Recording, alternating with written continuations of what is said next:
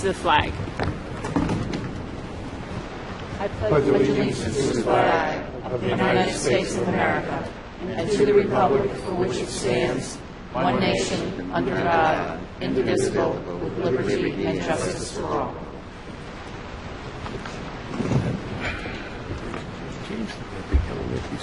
Lorene, could you please call the roll? Linda Avanzado. Here. Mel Boyd Benson. Here. John Biscardo. Here. Larry Cerisi. Here. William Mudge. Kimberly Page. Here. Richard Welsh. Here. Julia Held. Here. Thank you. All right, next we have calendars. I'll remind people in the committee that right now we have a meeting scheduled for February 7th, which we don't normally come in the first Tuesday of the month. And we also have one on our regularly scheduled second Tuesday of the month, which also happens to be Valentine's Day. Now, if you all want to be sitting here on Valentine's Day, that's fine. But I did have Lorene put out something that if we wanted to move the meeting to the 13th, Monday the 13th, to get back to Lorene. I think thus far she said most of the committee, but not all. And so it's basically kind of a 2-2 split as the way we want to go. So if at some time tonight the rest of the committee members could let Lorene know if you want to do the date change or you do not want to do the date change, then we can make sure we have that advertised with plenty of time for the public. Madam Chair, Yes. I won't be here for the end of the meeting because I have to leave at 9. But I will not be able to attend the February the 13th meeting because that is my birthday and my friends have had planned something for me. And I'm just so grateful that I'm living to see another one until I wouldn't even attempt to come. It's quite the conundrum. We either come on Mel's birthday or we come on Valentine's Day. So, I don't know. She couldn't hold it. Anyway, we will, if I don't know how the vote's going to go. If we come on your birthday, Mel will certainly understand if you're not there. If we come on Valentine's Day, then it'll just be our significant others who will be irritated. So, anyway. Or not. We do have calendars for the rest of our schedules. Go ahead, Lorene. January 27th, Professional Development Day, no school for students. February 7th, School Committee Budget Meeting, 7 p.m., North Kingstown High School Auditorium. February 13th, CLAC Meeting, 7 p.m., Central Administration Building. February 13th or 14th will be a School Committee meeting. February 20th, President's Day, all schools and offices closed and winter recess begins. February 27th, winter recess ends. February 27th, also a Policy Committee meeting at 9 a.m., Central Administration Building. February 28th, School Committee Business Meeting, 7 p.m., North Kingstown High School. Thank you. Thank you. We have correspondence in our packet. Does anyone have extra correspondence that they have received? Yes. Mr. Mudge. I have some correspondence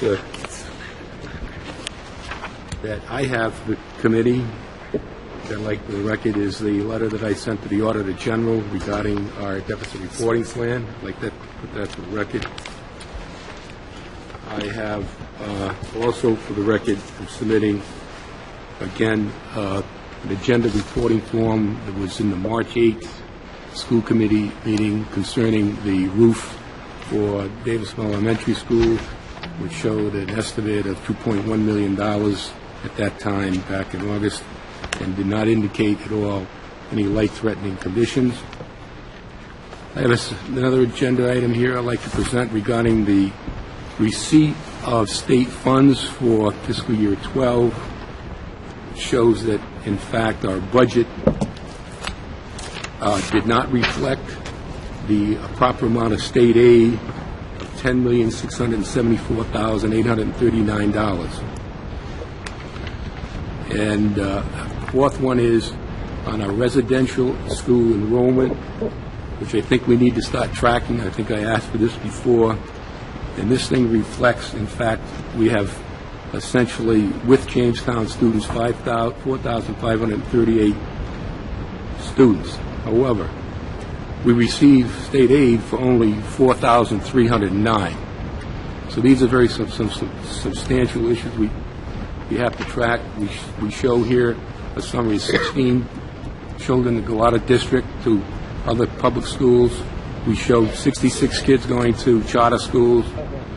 And these are very crucial in terms of our budget issues that will be coming up in the near future to consider our expenditures. So, All right, thank you very much. with those, Yes, Mrs. Avanzato. Yeah, we all received, I just wanted to note that we all received an email from our library here at North Kingstown High School. The committee is aware of, we've all gotten a copy of that, so I just wanted to mention that. Mrs. Benson, you had correspondence you wanted to share? Yes, I'm sure all of us, most of you received by email of some course the information from NEA concerning negotiation, and I would hope that that would be put in the record. And I'm also hoping that we will not have that they will think kindly of us and not give us an unfair labor case. And we all need to be reminded that when you're in negotiation... Point of order, Madam Chair. I'm just looking for finish. people to have the correspondence and turn it in. I don't think it's proper, and it's not in Robert Rules of Order, Mr. Cerisi, that when another Point of order, person Madam is Chair. expressing their Yes, own Mr. Cerisi, opinion, what's that your you point of can order?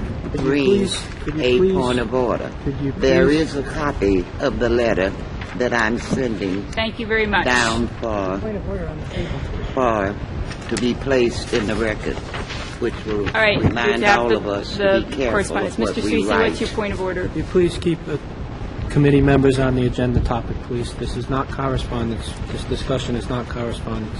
Are you telling me All that right. anything from NEA is not All right, correspondence? we have received the correspondence. Thank you. It has been turned Madam in. President, are you saying any correspondence from NEA is No, not important? I said we have received the NEA correspondence. It has been turned in. Thank you. Okay. That was, Do we have other correspondence? I have received correspondence from an Don Joseph, a letter, which I checked with Mr. Biscardin. I think everyone else received, but I told him I would turn that in. I also received correspondence from Elizabeth Kenworthy, and I didn't know, Mrs. Avanzato, if you wanted to bring this up, or should I go ahead and say it? Okay. I didn't know. Basically, we received that the Current Wave, the newspaper here at the North Kingstown High School, has been awarded the international first place rating from the Quill and Scroll Honor Society. The newspaper and the yearbook both received second-class ratings from the National Scholastic Press Association, and they gave the Current Wave a mark of distinction for editorial leadership. And also, very importantly, seniors Michael Avanzato and Brenton Bowerly have been included into the Quill and Scroll Honor Society. that's all news to me. My son never told me. Thank you. No, I didn't know that. Thank you, though. Any other correspondence? All right, now we are moving on to citizens' comments. I believe we have a sheet over here that's pretty filled. I will comment that it is citizens' comments, so we won't be taking questions. It'll merely be citizens commenting, and we will be listening. Madam Chairman, Yes, Mr. I believe Mudge. that this is an open period for citizens' comments. They have a right to question or ask the school They committee may, member. but they will be commenting, and we will not be answering. Now, who says we can't answer? What rules are you quoting now that say if a person comes up here and asks a question of a committee member, that the committee member cannot respond? Mr. Mudge, this has been discussed over and over I don't care. again. Just at- quote me the rule. It says... The rule we- is that this is not open forum, this is simply citizens' comments. It's not open forum, No, it is citizens' comments. open comments, No, it is citizens' comments, where citizens come up and comment. but that's not an open forum question. It's not open forum, we don't advertise that it's open forum, we advertise it as citizens' comments. Well, then what we're saying is we don't want the community to comment and ask questions of the school committee. No, we're saying that any citizen has a right to make a statement for the school committee but we are not going to get into a give and take at this time. And When do we ever do that? it's not open forum, it's citizens' comments. Madam All right, Chair, so, Madam yes, Chair, Mrs. Benson. when you say citizens' comment, Madam Attorney, I understand clearly what you mean by citizens' comment. But do you still have the rule that in order for a committee to understand what the citizen is saying, they are not able to ask the citizen to explain himself or anything? Correct. There will be no interaction between the committee and the citizens Who who are said that? commenting Is that this is that evening. you or is that the That- chair? that Because is- we have the option of doing Right, that, don't but we? the chair has said this is citizens' comments, and as long as she says this is citizens' comments, that is what it is. We can also make the motion, okay, that we can address the committee. Yes, Mrs. Avanzato. If I could make a suggestion, I think the point being that if we were to engage, if every one of us at this table, there's a lot of us up here, were to engage every citizen, at length, we've got a very long agenda, we don't get through a lot of our agendas. However, there's some latitude there. If an important I clarification would needs to be think made, so. or there's a question that needs to be answered, but it has to be kept brief because we don't get through our agendas. I think that's the point. And I believe it's within the discretion of the chair. I believe you're right. You're All right. correct. You're correct, We did Mrs. have- Azabano, but We I were would think... we I were in would think court that this each of us- afternoon, and so that, Chair, yes, Mrs. Benson. if it bothers you to call my name, just say, okay, No, it doesn't bother me. okay. Let's get a smile on our face and work as a committee. You're absolutely right, Mrs. Azabano, but if we need a question, I would hope that we would be intelligent enough to ask them to explain and not to engage in a conversation with them. So how do you feel about that, Madam Chair? Right now, I'd like to just hear the citizens, so I'd like to get on to letting them come up here and speak. So, Please come. Mr. August, you were the first person who signed up. My name is Richard J. August. I'm the chairman of the Town Audit Committee. Madam Chairperson, for the record, I'd like to begin by saying I do have some skin in this game because my wife is a member of the ESP union. But I want to begin by congratulating the superintendent and his staff for aggressively addressing the financial conditions the town will be facing in the coming fiscal year. I read this morning's paper and looked at the article and talked about the school chief proposing an initial cut. These aren't budget cuts. To my knowledge, this committee has not adopted a budget, nor has the town council authorized a spending level. So these are not budget cuts. I think they are more aptly described as recommended adjustments to this year's expense levels that are needed to balance the budget for fiscal year ending 6/30/13. They're not budget cuts, but the administration and this committee has to face the fact that next year is going to be an extremely difficult year, and you've got to make a lot of tough decisions. These are only the first phase of the adjustments that are necessary. And I would suggest that any member of this committee who feels that an item that is not on that's included on any of the superintendent's recommendations, that it's not appropriate or shouldn't be supported, that he or she must in turn identify another area of expense reduction that will accomplish this. You're not going to make a balanced budget otherwise. But to simply sit and spend hours and hours and hours picking apart each of the superintendent's recommendations, you're going to get nowhere. You're going to spin your wheels, and nothing is going to be accomplished in time. I think this committee and the administration must prepare also for the strong possibility that the school district will be level funded for next year. And in the article, and I've heard the superintendent himself say that the possibility or the likelihood it's highly unlikely, I believe is the phrase, that the town is going to fund the schools at the increase that may be provided under law. But maybe this has to be addressed in a two-stage proposal to the town council indicating these levels are this is the budget we can live with, but if you level fund us, these are the additional reductions that are going to have to take place. And finally, I just have this very sinking feeling in the pit of my stomach that based on the number of articles that I see in the state's daily newspaper that deal with the financial situation in North Kingstown, that North Kingstown may in fact be the next East Providence. And this school committee and the town council need to address these items, and everybody involved, employees of the school district, parents, students, have to recognize that the salad days are over, that cuts and difficult decisions are going to have to be made for the coming fiscal year, and indeed they're going to have to be made for this year based on the ongoing situation that we know is involved in a court case now and everything else. So I know there's a lot of other speakers. I won't take any more of your time. Thank you. Thank you. I agree. Mr. August, make sure you pick up, yeah, that's what I was going to just say, so you dropped something. Mark Williams, and then after Mark Williams, it's Stephen Moorhead.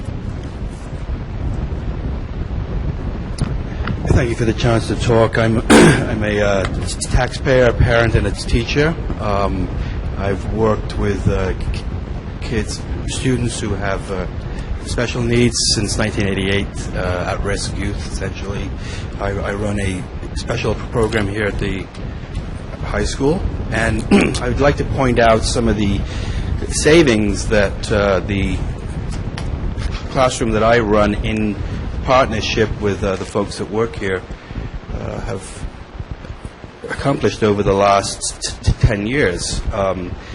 For example, when I walked into the building, I saw a big sign in 2001, 2002, we recycle here at North Kingston High School. That was not going on. My students started that program.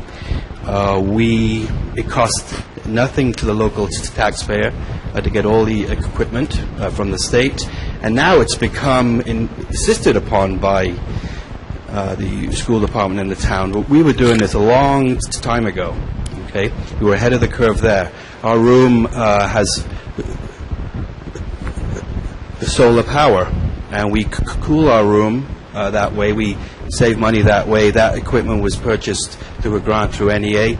No added additional cost there for the local taxpayer.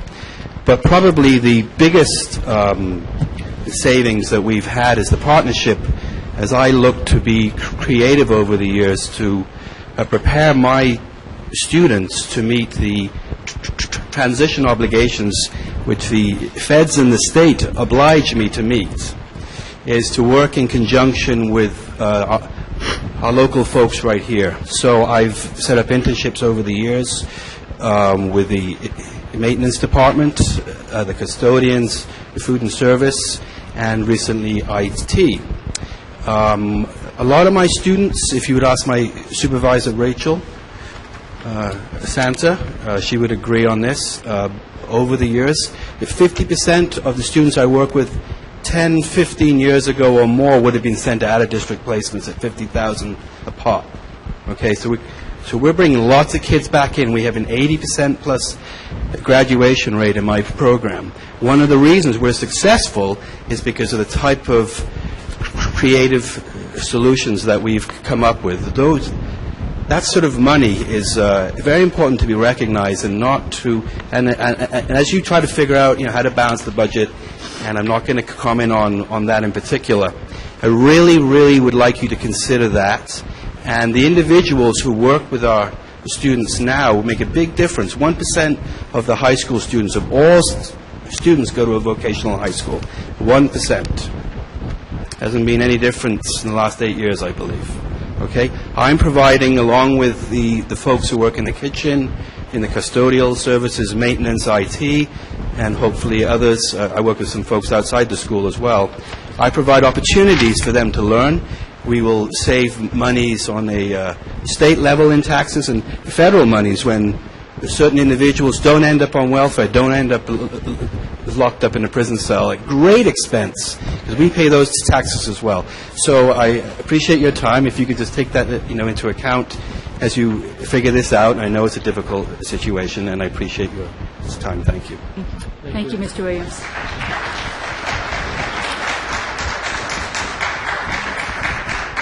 Stephen Moorhead is next, and then Joshua Morissette. I would remind people who come up, if you could keep it somewhat to the 3 minutes, that'll be helpful. Go ahead, Mr. Moorhead. Hey. I have been in Mr. Williams' classroom since sophomore year. I am graduating this year, and I have been doing an internship with the ITT. I have worked in the lunchroom as well for an internship. I did the recycling, like he said before, and to my knowledge, I was told that a change would be brought to the lunchrooms because it would be connected to the North Kingstown State or department, and that's how you figured it out somehow. And that ITT would also be added to the NK department. And what I'm wondering is, would anything change? Would we be able to still do what we've been doing? Would I be able to actually go down and still work in the ITT building, do the computers, because I've learned a lot down there, and I've still been doing it. And I also did the lunchroom, which I don't know if that's going to make any changes either. And considering that, I have worked down there, and I got a job, actually, during the summer from doing that. It helped me get a job. That's about it. Good. Thank you. Thank you. Thank you.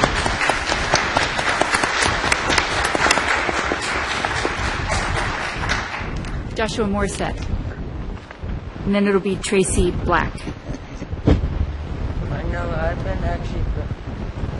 I've been actually been working in the cafeteria for a long time, and if that actually happens, then I couldn't actually work there anymore. I'll be upset because I've been working with Miss Hemick for times since was it last year or the year before? And it's been actually really fun down there. And since I actually been doing the flag in the morning with Justin, and well, next semester I'm actually going to be in charge of being a manager of doing the recycling. And if that actually happens, there's going to be something happen to the other things. And all this will actually help me get a job, like when I end school years, when I graduate. So, Good job. Thank you. Thank you.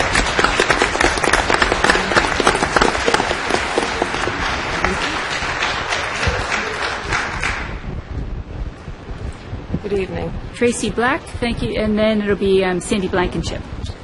I normally don't attend meetings, write letters, anything like that. I was going to write this letter. My daughter has been a student of Mr. Williams since 9th grade. She is now a senior. She has made remarkable progress since being in his class. I think this man needs to be applauded, and for what he's done for these children. I think that these two boys are a testament on how his program is going.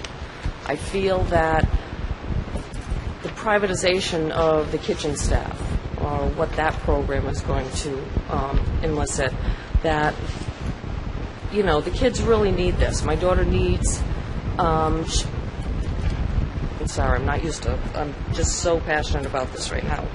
I'm really just stressed over the idea of privatization of the lunch services. My daughter has gained confidence, independence. She's gained enough knowledge where she's now working at Panera Bread with recommendation from Mr. Williams, and now she's a taxpayer. So I feel that, you know, privatizing any kind of lunch services, and I can only speak for the kitchen, for the lunch service, I can't speak on the IT or anything like that, is really giving these kids, you know, something to grasp, something to go on. My daughter is not going to be a CCRI, not going to be URI. Unlike my other two children, URI. My son was in the Navy. You know, she's always needed these services, okay? We moved from Warwick to North Kingstown back about 8 years ago. And I moved to North Kingstown because of the services you offered for children with special needs, disabilities, and all that, and also to the sense of community. And, I'm starting to feel that, now we're getting the almighty dollar, and I understand, being a single parent, every penny has to count for something. But we're putting the children off aside again, and that really bothers me. That's all I have to say. Thank you very much. Thank you. Thank you. Dr. Ajay, did you? Yeah, I appreciate the opportunity to give a little feedback. I really do appreciate the comments that have been made so far tonight and the remainder that are going to come. I just, the outsourcing of custodians or cafeteria staff are not on this list tonight. I've made it very clear how I feel about that, and I think everybody in the room pretty much knows that. However, we are in negotiations, so it's not something that I can have I can ask the school committee to take an action on until our negotiations are completed. However, if we were to go down that road, there is nobody that would like to keep those kinds of programs that Mr. Williams just described and his students so eloquently pointed out, than I would. And I know all of the members of the school committee feel the same way. There are lots of wonderful things that we can do through our cafeteria program. A couple of weeks ago we had a healthy foods program, and we got some recognition for that. The Congressman Langevin, when he came, talked about how Rhode Island is #1 in the nation about this, that most of the districts in our state have that program. He was in North Kingstown partially because he had another event at Quonset later that day, and, we got some recognition out of that. But those kinds of things can still happen. We just have to make sure that they happen. If we do some kind of transition, obviously not everything's going to be the same, particularly in the pay and benefits for our workers. But we can have some control in the way we write an RFP and in the way we contract with any particular company that may come in to make sure that we get those things that we currently want and need from our services in North Kingstown. And there are other districts that do those kinds of things. So, I just want to be clear that making a move like that doesn't necessarily negate a lot of the things that we've come to really love about that program here in North Kingstown. Thank you. It's Sandy Blankenship and then Jay Romano.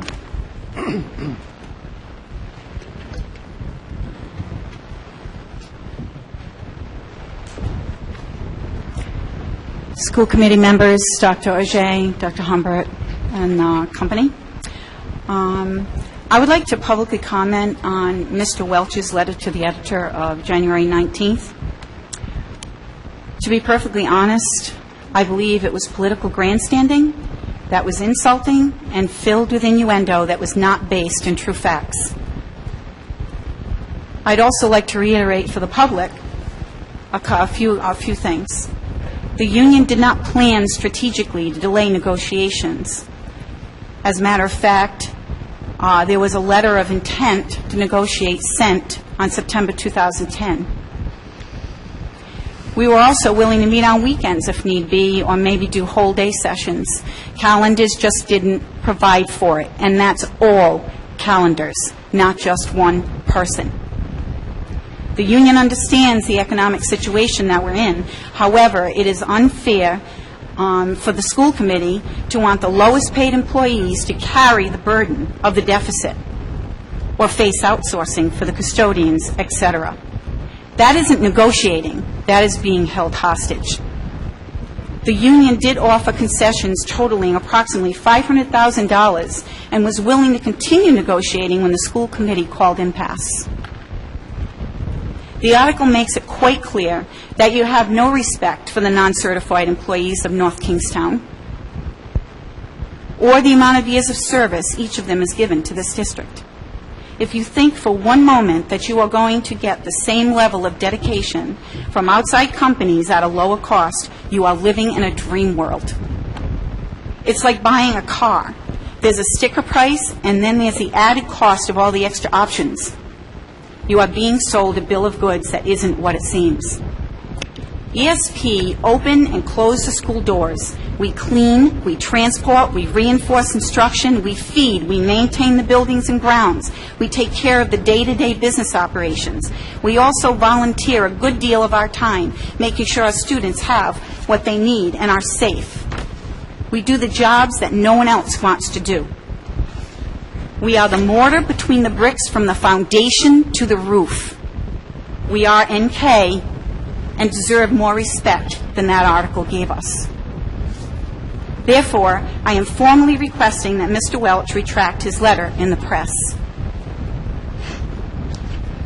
On another note, I believe it is important for me to share a concrete example with you of what the costs are with private companies versus using in-house custodial and maintenance employees.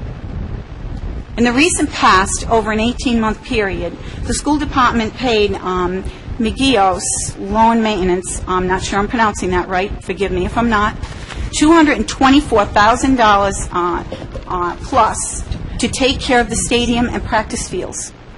This service covered lawn maintenance and nothing more. Presently, our maintenance and custodial staff has done this work and much more for the last 15 months to maintain the stadium and practice fields for a cost of $59,518. This figure includes all labor and materials. So to be clear, for the in-house custodians and maintenance to do more work than the private company, the cost was $59,518. And for less service, the private company charged the school department $224,000. Another example would be paying the private company lawn beauticians to plow only the high school and DMS at the cost of $50,582. Whereas our custodial and maintenance in-house crew plows and sands the front administration parking lot, all the walkways and roads leading to the high school, as well as plowing and sanding Hamilton Elementary, Whitford Middle, Stony Lane, Davisville L, Forest Park, Quidnesset Elementary, and Fishing Cove for a cost of $18,407. Custodial maintenance also has to clean up after the private company is done, especially the loading docks. Doesn't seem right when you're being charged $50,000 for it. I have a copy of the evidence for you. If you have any questions after reviewing it, please contact me. Thank you. Thank you.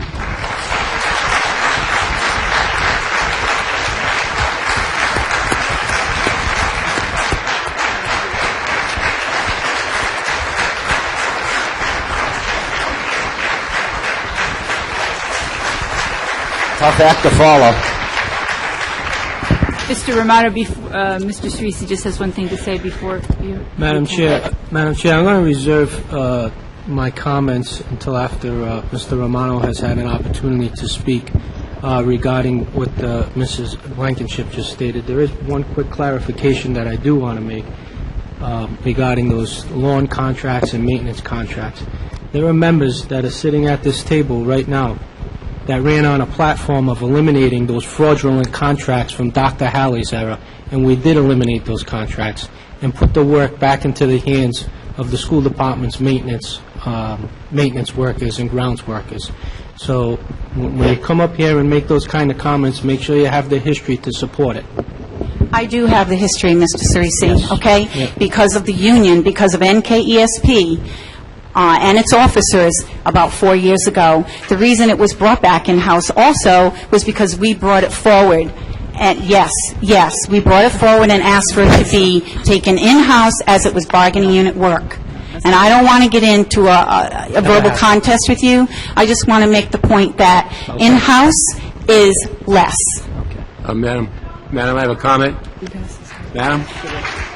Madam Chairman. Yes, Mr. Mudge. Yes, thank you. I would say that I was very instrumental in identifying the inappropriate, to my way of thinking, of the contract going out. I was in the middle of that, and I worked very hard to find out what the statistics were. And in fact, if you recall, I attempted to have the town bid on that so we could look at this from a town standpoint. There's going to be some consolidation. We'll have to look at those things in the future, too, to become even more efficient. But you're absolutely correct. Okay, we saved probably in the neighborhood of $200,000 by bringing that work in-house as opposed to contracting out. And I appreciate it, and you've done a great job. But I would also like to say that I am totally unaware of the fact that the union offered concessions of $500,000, okay? And I think we all have to start to negotiate with you folks so we know really what's going on. Mr. Romano, thank you for waiting. A lot of good things to jump on the bandwagon and talk about for the people before me, but I'm going to go with my program anyway. I got 2 objections tonight. Again, my name is Justin Romano. I'm one of your custodians. I'm an employee of the North Kingstown School Department. I'm a parent that's had 2 kids gone through the whole system, K through 12. I'm a resident. I pay real estate taxes, so I'm paying myself and you guys. Bottom line is I got 2 objections tonight. I really do, and they're hard to explain, but I'm going to do my best for them. Last January 10th, Mr. Auger stated he needs $1.6 million. I got no problem with the numbers. He also suggests he's probably going to need some more because he wants to put on social workers because the kids need them. I got no problem with that. And he probably wants to put some more funds in the budget for a rainy day or emergency. I got no problem with that. 1.6, probably make it up to $2 million right now. $2 million is what he's looking to, as Mr. August said, kind of cut. I don't know what the word is, eliminate, cut, deviate, whatever. We spend $60 million a year on education in North Kingstown. I mean, that's a big figure. I'm trying to wrap my head around that for 2 weeks. 12 months a year, that's $5 million a month on education. I'm not saying it's good. I'm not saying it's bad. I'm just giving you a figure so we can all understand that. It's about $150,000 a day. Yet today you're asking to negotiate $2 million in, quote, and we're going to put quotes on it, cuts. But you're only going to give me $1 million to talk about tonight, one sheet of it. So there's $2 million you tell me, yet we can talk tonight about $1 million, round figures, $800,000, $600,000. Okay, I got $1 million today I'm going to talk about, and in the future, Mr. Auger says he will talk about the other cuts, the other $1 million.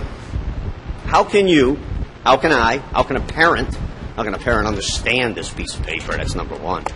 How can a parent or you guys even make an educational, mathematical, or moral decision on what's on this paper tonight when you're not showing next week's paper? Let's put it all together and put all the numbers together and find out why and how much we got to spend $2 million or cut $2 million. You can't make a decision tonight on line 2 when you don't know next week what line 21 is. I don't know. My lights are going off here. I can't understand why they're not going off in your head. My other objection is this.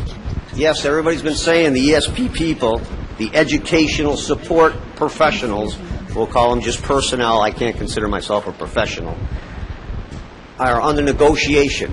Mrs. Blankenship and our committee go with your committee, and they talk and they negotiate, they mediate, and now we are in arbitration. And as I said 2 weeks ago, all this is bigger numbers, bigger letters, bigger words, and a lot more money spent where it shouldn't be spent. What you're doing to me right now, today, along with 225 other ESP employees, is you're tying my hands and their hands by actually saying what's on their mind. Because that's our negotiating committee. Those are the people we elected to represent us to come to you and settle this whole thing. We're all in this together. If she's saying we put $500,000 on the table, and Mr. Auger, you're telling me $400,000 is what you're going to save with custodial, never mind all the gratuity that we give you, as Mr. Williams has suggested to you. It ain't about the money, evidently. You just want to get rid of us. So those are my 2 issues. Number 1, you're not giving us the whole pie to discuss tonight. And number 2, you tied our hands, 225 of us, to tell you what we really think and how we can really cut the budget. Get together with our negotiating committee, get the thing done, and settle it. Thank you very much.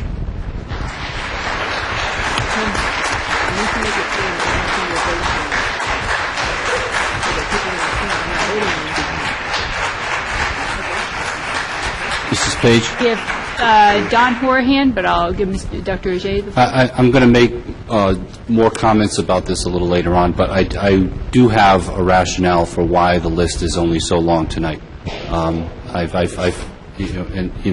not going to be getting to votes tonight, but also, I don't want to take up more of the citizens' comment time right now. I will address that issue, and also the issue that Mr. Romano brought up about the $400,000 and, what else there might be. So that's not the complete picture, but I will address that later in more detail.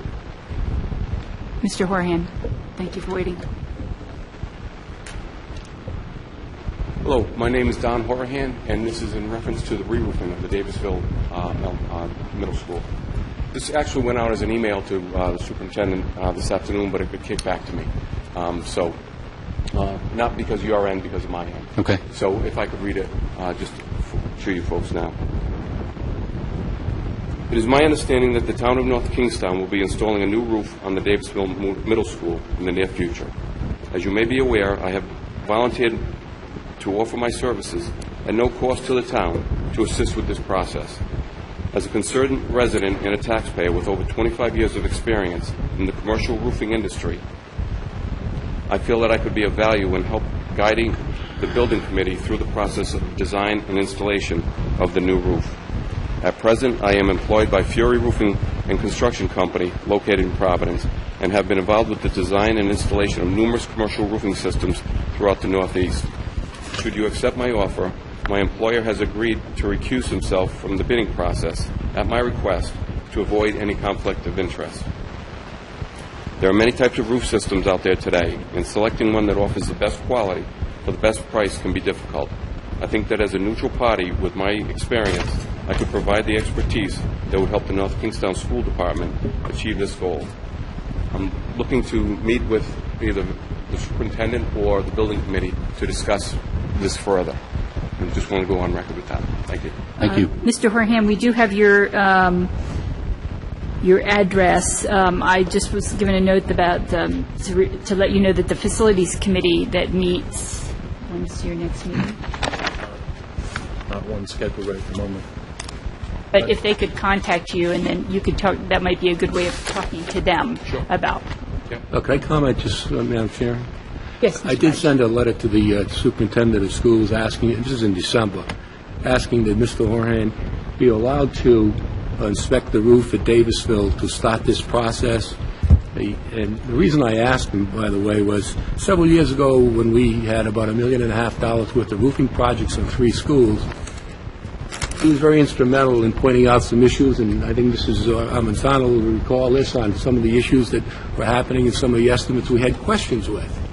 He was very helpful doing that. So when I found out what the cost of the roof had expanded from $2.1 million to $3 million for the bond, I called Mr. Horahan and asked him if he would, pitch in and give us a separate estimate and so forth and so on, and he had agreed to do that. For some reason, we haven't been able to connect, but I think it's just a matter of having the school committee or the superintendent say, jump up on the roof and do your inspection and come back and give us an estimate. It's kind of simple to me, and quite frankly, I think it should have been done over a month ago. So thank you very much for putting your professional services and making them available to the town, Mr. Horahan. I think it's not too many people will step up and do that, and I applaud you for doing it. Thank you. Is there anyone else who wanted to speak at citizens' comments who did not sign up? Okay. Please give us your name and your address. Hi, Joy Arnold. I'm a media specialist at the high school, 1016 Old Baptist Road in North Kingstown.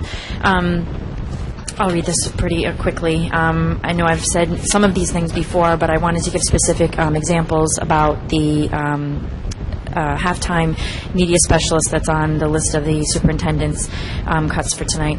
I'm frustrated again to be in front of you this year facing the possibility of this cut. It's not just this year or last year where I addressed all of you, but in most of my 13 years as a North Kingstown School Department media specialist, the library program has looked at the possibilities of devastating cuts. The dire financial straits over the years don't seem to have changed. The conversations are the same every year, and each year I have strived over the years to gain the support of my colleagues, building administrators, and central administration.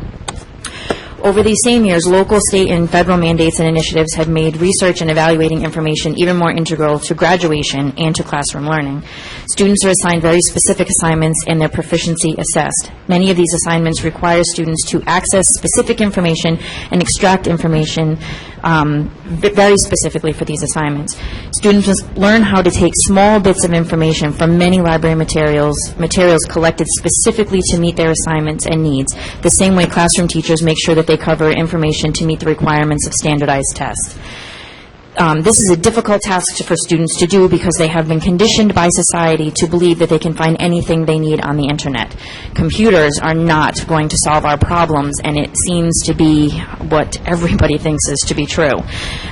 We, the media specialists of the town, and specifically the high school, work hard to teach our students skills that will not only allow them to use various print materials that are vetted authorities, but to determine if information they find online is reliable.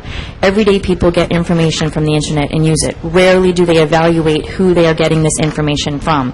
It doesn't matter if the information is correct. It matters if the information is correct and it comes from a reliable source.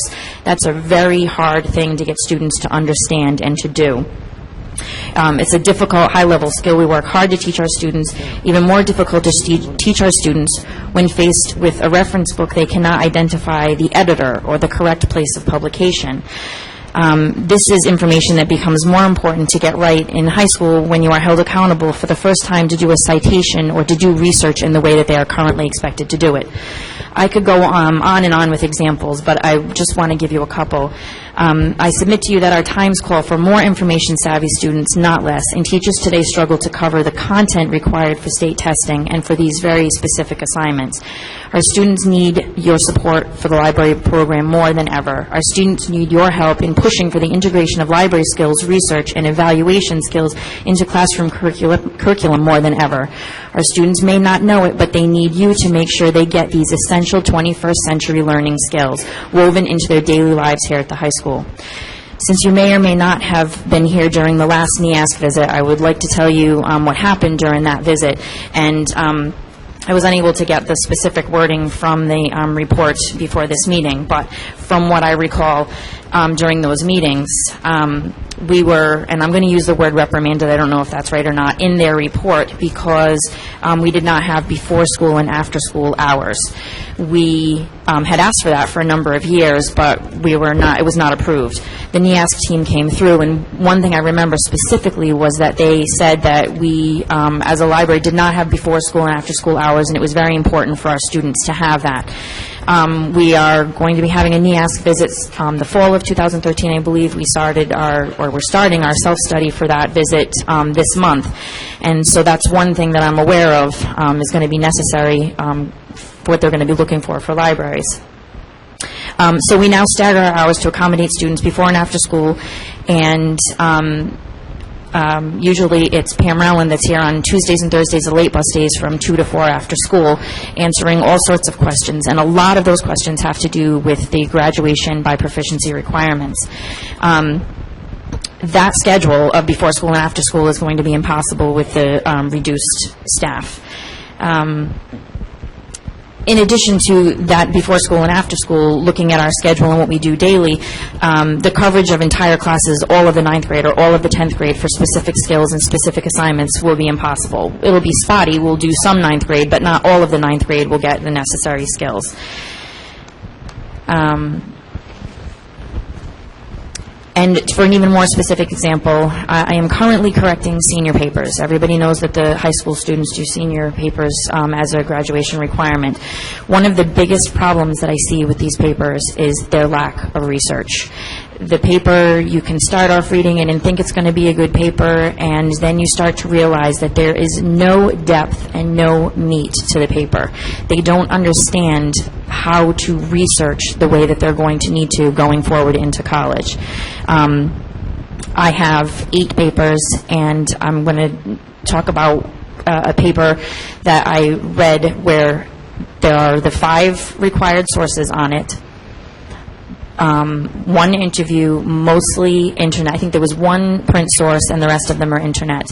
The paper deals with positive thinking and sports, and the sites, while they have to do with positive thinking, come from sources like a club on the West Coast that deals with recreational vehicles and their thoughts on positive thinking. It deals with corporate training for CEOs and their thoughts on positive thinking. Not one of the sources connected with that paper has anything to actually do with the sport that the paper discusses. That's a huge disconnect for our students that we deal with constantly. And what I can tell you is that's one of my 8 papers. It happens in a lot of my 8 papers. It happens in other teachers' papers. As a school, we do MLA. We've all decided to do MLA, and the lack of understanding there is huge. It's something that we've made progress with in the last few years, but there's a huge disconnect for our students in research and depth and understanding how to look for authority and accuracy and reliability, and that is becoming more and more and more important. And knowing personally what a half-time reduction in our 2-person teaching staff to that department would do,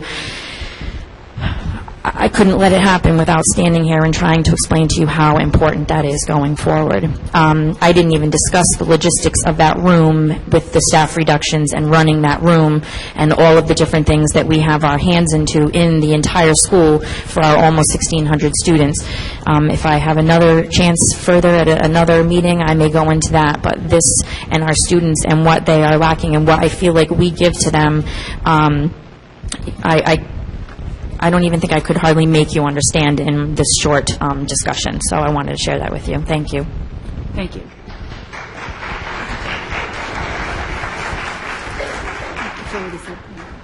Madam Chair? Yes. Could we take a consensus vote? I know it's not official to request that the superintendent allowed, Mr. Horan to work with the committee and give us a kind of a separate estimate on what it might cost to put a the roof? Facilities Committee has been the committee that's been working that, so Mr. Horan should contact Mr. Welch, and I think that would be because he's the chair of the Facilities Subcommittee, and I think that would be the best way of handling it. Well, I wouldn't get a consensus opinion because I wrote Mr. Welch a month ago and asked him to do this, and there would seem to be no appetite to get a second opinion. And all I'm saying is, why not get a consensus opinion of the members of the school committee, okay, and give that direction to the superintendent? How we've been dealing with the bond is that thus far, all of the decisions in the bond have come from the Facilities Committee first, and so or subcommittee. Well, again, if so it's unacceptable, which it has been, is the issue. From the Facilities Subcommittee before we start making any sort of consensus on what we're going to do here at the table. So I think that that's what Mr. Horan can be working through facilities, and that would be the best way to do this. Is there anybody else who wanted to speak for citizens' comments? Okay, thank you very much. Mrs. Avanzato and then Mr. Cerisi.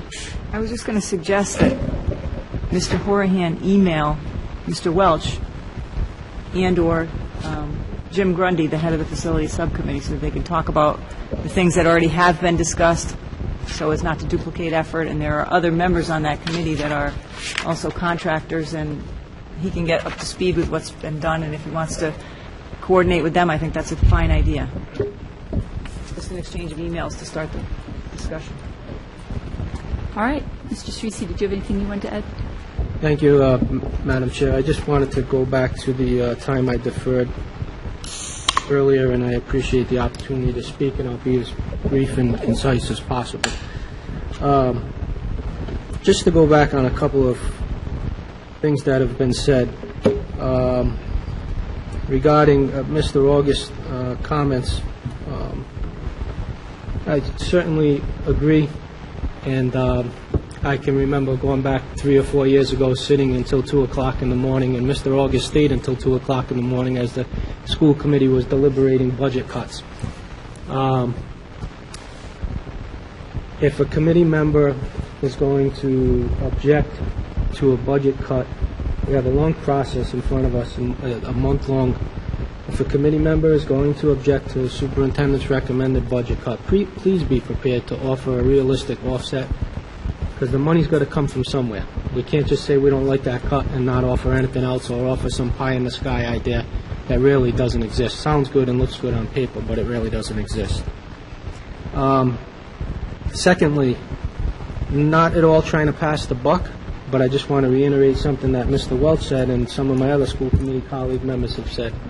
I don't think, as many times as it's been said, I still don't think the average person in the community understands the function or the process of allocation of revenue to the school department.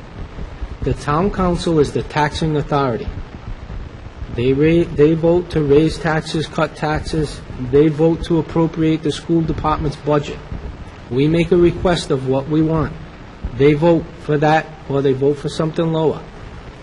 And I'm not at all trying to pass the buck. Believe me, I have no problem sitting here and voting for cuts and suggesting cuts. I've done it for 5 years. But people need to understand that once the town council makes that vote, that's it. The horse is out of the barn. For 5 years, I've sat here and have people come to the committee and complain about cuts that are made or have been made. It's too late. The money comes from the town council. The superintendent recommends a budget. The school committee eventually adopts a budget, sends it on to the town council. The council votes to approve that budget or reject that budget, and they approve what they see fit as a bottom line dollar. They are the taxing authority. In short, the message I'm trying to convey is I appreciate a lot of the public comments I'm hearing tonight. They're well served here. They would be better served in front of the town council, and that's a mistake that people that have advocated for the school department in the past have continually made year after year. They never go in front of the appropriating authority.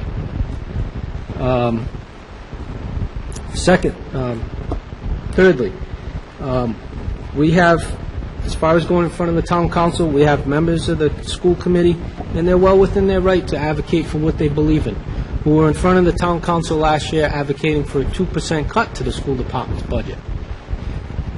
The school department received level funding last year. We did not receive an increase in our funding last year, and in large part, that's what contributes to where we are today in facing these large deficits and large cuts. On the union front, I'm going to make some comments that'll be largely unpopular, but that's okay. It's not the first time I've done it, and I'm sure it won't be the last time I do it. This is not anti-union rhetoric, and I can offer a different perspective than anyone else sitting at this table up here. I've been a union member for 23 years, and I'm currently a union member. So this is certainly not some type of anti-union rhetoric coming from me. You've been asked to make concessions that are historic, no doubt. Some of the proposals that the negotiating team for the school department that have been put forth on the table to the union do not include any privatization, do not include any outsourcing. Those proposals have been rejected by your negotiation team. You need to be aware of that. Your leadership needs to be communicating that to you. And as far as public comments on the contract or contract negotiations, for the last 6 months we've been having members of the support staff come to the microphone and make public comments on the contract and contract negotiations. Committee members have sat here and listened and have made no comments. And I certainly encourage them to do that and to continue to do so. They're well within their rights.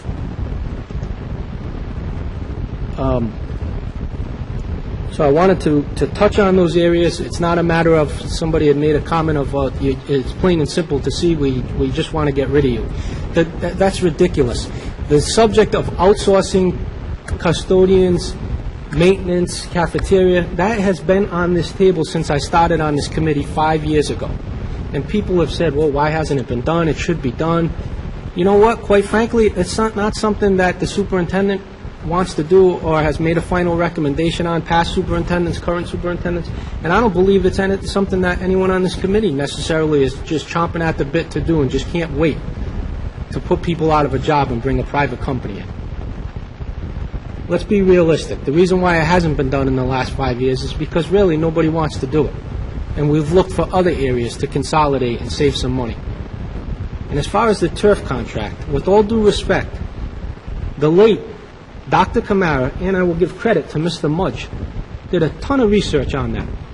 And they were the ones who put forward that information and put their names and their reputations on the line with a contract that was robbing the taxpayers blind, loaded with fraud. Them and other people brought it to the attention of the community and Jim Hummel, not the union. I don't know how the union could allow a private company to come in and bid on union work and do it for 4 years in the first place. So the credit belongs to Mr. Mudge and Dr. Camara, rest her soul, for bringing that information forward, saving the school district and the taxpayers hundreds of thousands of dollars. Madam Chair, I apologize for the length of my speech, and I appreciate the extra time. I just think some of these things have long needed to be said, and I wish other committee members that know the truth in negotiations, that are part of the negotiation team, would step up to the plate as well, instead of leaving the rest of us to mop up. Thank you, Mr. Cerisi. No. Public comments over. No, I think we're over with public comment. There's citizens' comments. I've given time, so we're not going to go into to more. Do we have, I see a couple of hands up here at the table, so I'll go Mrs. Avanzado, then Mrs. Benson, then Mr. Mudge. I just want to point out, when we talk about making $1.6 million of cuts, that is if the town raises to the cap of 4%, yet again, this will be the third year that they raised almost to the cap, and all those years, all that money has gone to the town side of the house. We've barely gotten any money beyond level funding for 3 years now. Understand what that means. We are unlikely to get this money from the town council. You realize it is very likely we will be level funded, which will mean something close to $4 million in cuts. That's 1/3 of our discretionary budget. The rest of it is tied up with employees. So you need to understand that the hole that we are in is far bigger than anyone even realizes. And 1.6 is if we're lucky. And I don't think we're going to be lucky, because the town council has been strangling the school department for the last 3 years. And we've been the ones fighting it. I don't see anybody at these town council meetings, or very few of them. It would be really helpful if people showed up and told the council what they felt. Mrs. Benson. My question is directed to you, Madam Chair.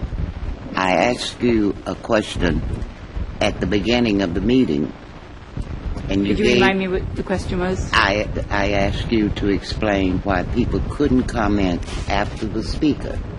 It seems as though instead of taking 95, you have switched to Route 1. So does that apply to certain members, or does it apply to all? It said it was going to be at your discretion. At your discretion. And I would like to say this while I'm speaking. I'm on my end of my 8th year come November in this election year. Yes. Come November.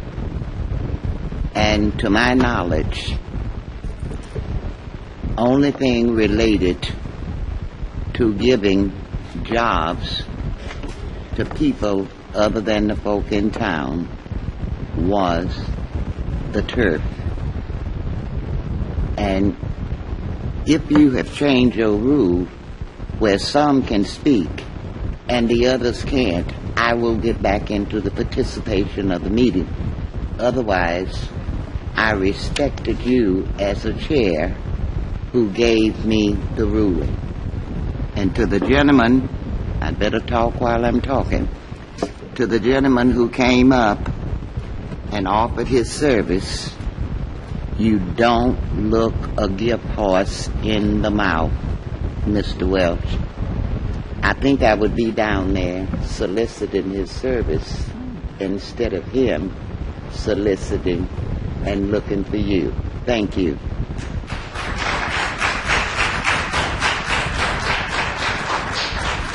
Thank you, Mrs. Benson. I think the key thing is that when we've talked about citizens' comments before with other past chairs, is that it's not so much that we can't comment, it's that we don't want to do a back and forth.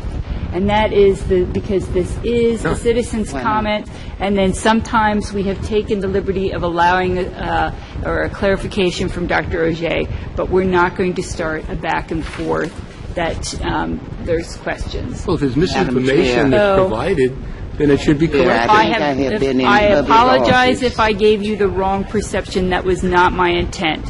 You're not intent, because I've been in public office long enough to know, and I have been on labor committees long enough to know that there are certain things that you just don't do. And I consider myself a fairly intelligent person. I hated to have to bring this up to you in open session, but I could not sit here and not participate in the meeting, abiding by your ruling when I see you going one way for some and another way for the others. Okay, Mr. Mudge, you have the floor next. I will remind the committee it is 8:17, and we have the rest of our agenda to do tonight, and we have to adjourn a little early for executive because Dr. Auger was in court today, and so is Mrs. Carroll and Mr. Draper until almost 5 today. So it's the sort of thing of we couldn't have come back here to have a 6 a.m. executive session. So, Mr. Mudge, and then let's move on with the rest of our agenda. Several comments, please. Thank you, Mr. Cerisi, for recognizing some of the work that Dr. Camara did and others way back when, okay, in terms of trying to get some of our institutional problems corrected. And again, that includes, some of those efforts included Mr. Horan, who graciously helped out to try to square away the roof issues. And I think his expertise is something we need to apply and get done and get evaluated immediately. With respect to the gentleman who came up and talked about the budgets tonight, about $1 million and so forth, I did have a discussion with Dr. Auger yesterday about that, and I think we mutually agree that we've got to address not just the $1 million worth of cuts, but a variety of cuts to certain levels. And that we also, and I requested the superintendent to say, if we think we need $1 million worth of cuts, don't give us $1 million worth of cuts. Give us $1.5 million worth of choices, so we don't go back and forth like Mr. August, I think, referred to today. I mean, we're not going to solve this issue with we need $1 million and we get $1 million on the plate, and then who shot John and what is better and so forth and so on. What we need to do is get again a variety of cuts that would be in excess of the $1 million, so the school committee can weigh the cuts we need and weigh Dr. Auger's input in terms of the priorities that we need to implement. And I hope that that's going to happen, and I look forward to that. I would like to say that I'm concerned about Mr. Cerisi's statements about, and Mrs. Amanzano's statements about the budget again, because, in fact, the town council level funded the school committee last year, but, in fact, we got more state aid than was reported, and even in this year's budget. We had $486,000 of state aid that wasn't recorded in the school budget. It was put down under the line, and it was not restricted money. It should have been up in the general fund account. So we have a lot of accounting issues, and if you look at all the money that's been appropriated over the last 5 to 6 years, it has been a little obfuscated by the fact that the state switched this money and substituted this and blah, blah, blah, blah, blah. But the net gain is, okay, we did lose a totality of some dollars because the state cut us back a little bit. But in fact is, we wound up with a surplus last year, $250,000. $250,000. And that was after the fact that we lost last year $190,000 of revenue from Jamestown. And nothing to do with Jamestown. I'm not criticizing them. But because of the estimates. So indeed, in fact, that's $450,000. So we weren't underfunded. The money was coming in from all kinds of sources, and that's what we have to look at when we look at our budget. We have to look at the state revenue. We have to look at the federal revenue and what the taxpayers are appropriating. And I think when you look at all those things, you'll see that we've had a pretty darn good, healthy level of funding for this community. Now, it's going to change because our funding is dried up, okay? And now we're going to have to face the realities of, in fact, saving our money and spending it the last 2 years. As you know, we had a $2 million surplus going into last year's budget, and we've used that up. Well, you know, everything has hit the fan, and now we've got to realize we don't have federal funding. It's been reduced, and state money's been reduced. And probably the town council is going to have to be a little more lenient, and we're going to have to appropriate a little more money for the school department and not level fund education. And I wish this committee, and I wish the chair would speak with the council and ask them what their sense is of what they would expect to approve. And if it's 2% that we think they would approve, then let's shoot for that number, even lower or higher, but let's shoot for that number. So when we go to the council, we have a sense that, you know, they'll accept our recommendation for a 2% increase or 1% increase. But we've got to work together with the council to do that. And we should start our budget process with a feeling that the council, what we know we can't go with 4%. We know the council has cut things in the past. But again, if their sense is they'll agree to a 2% cut, then let's focus on that and mutually come up with all the cuts that we need to address that. Not that we can't go beyond that, but indeed we have a starting point. And we mitigate this problem with the council. It's the council's fault. You know, it's two people in this boat. It's the school committee and the council. And if we can't come together to do this in a harmonious way, we'll never solve anything. Thank you, Mr. Mudge. When I get a feeling from the council folks, I will be sure to let you know as to what they are leaning towards, but I have not gotten any sort of a hint. Did you meet with the council? I have met with Mrs. Dolan, yes. Have you asked her for kind of a sense? Yes, I have. And Dr. Ajay, is it all right if we go on to the superintendent's report and then we bring up folks' questions? Is that all right, Mrs. Avanzato? Or do you have something you need to ask right now? I wouldn't mind a brief moment. Go ahead.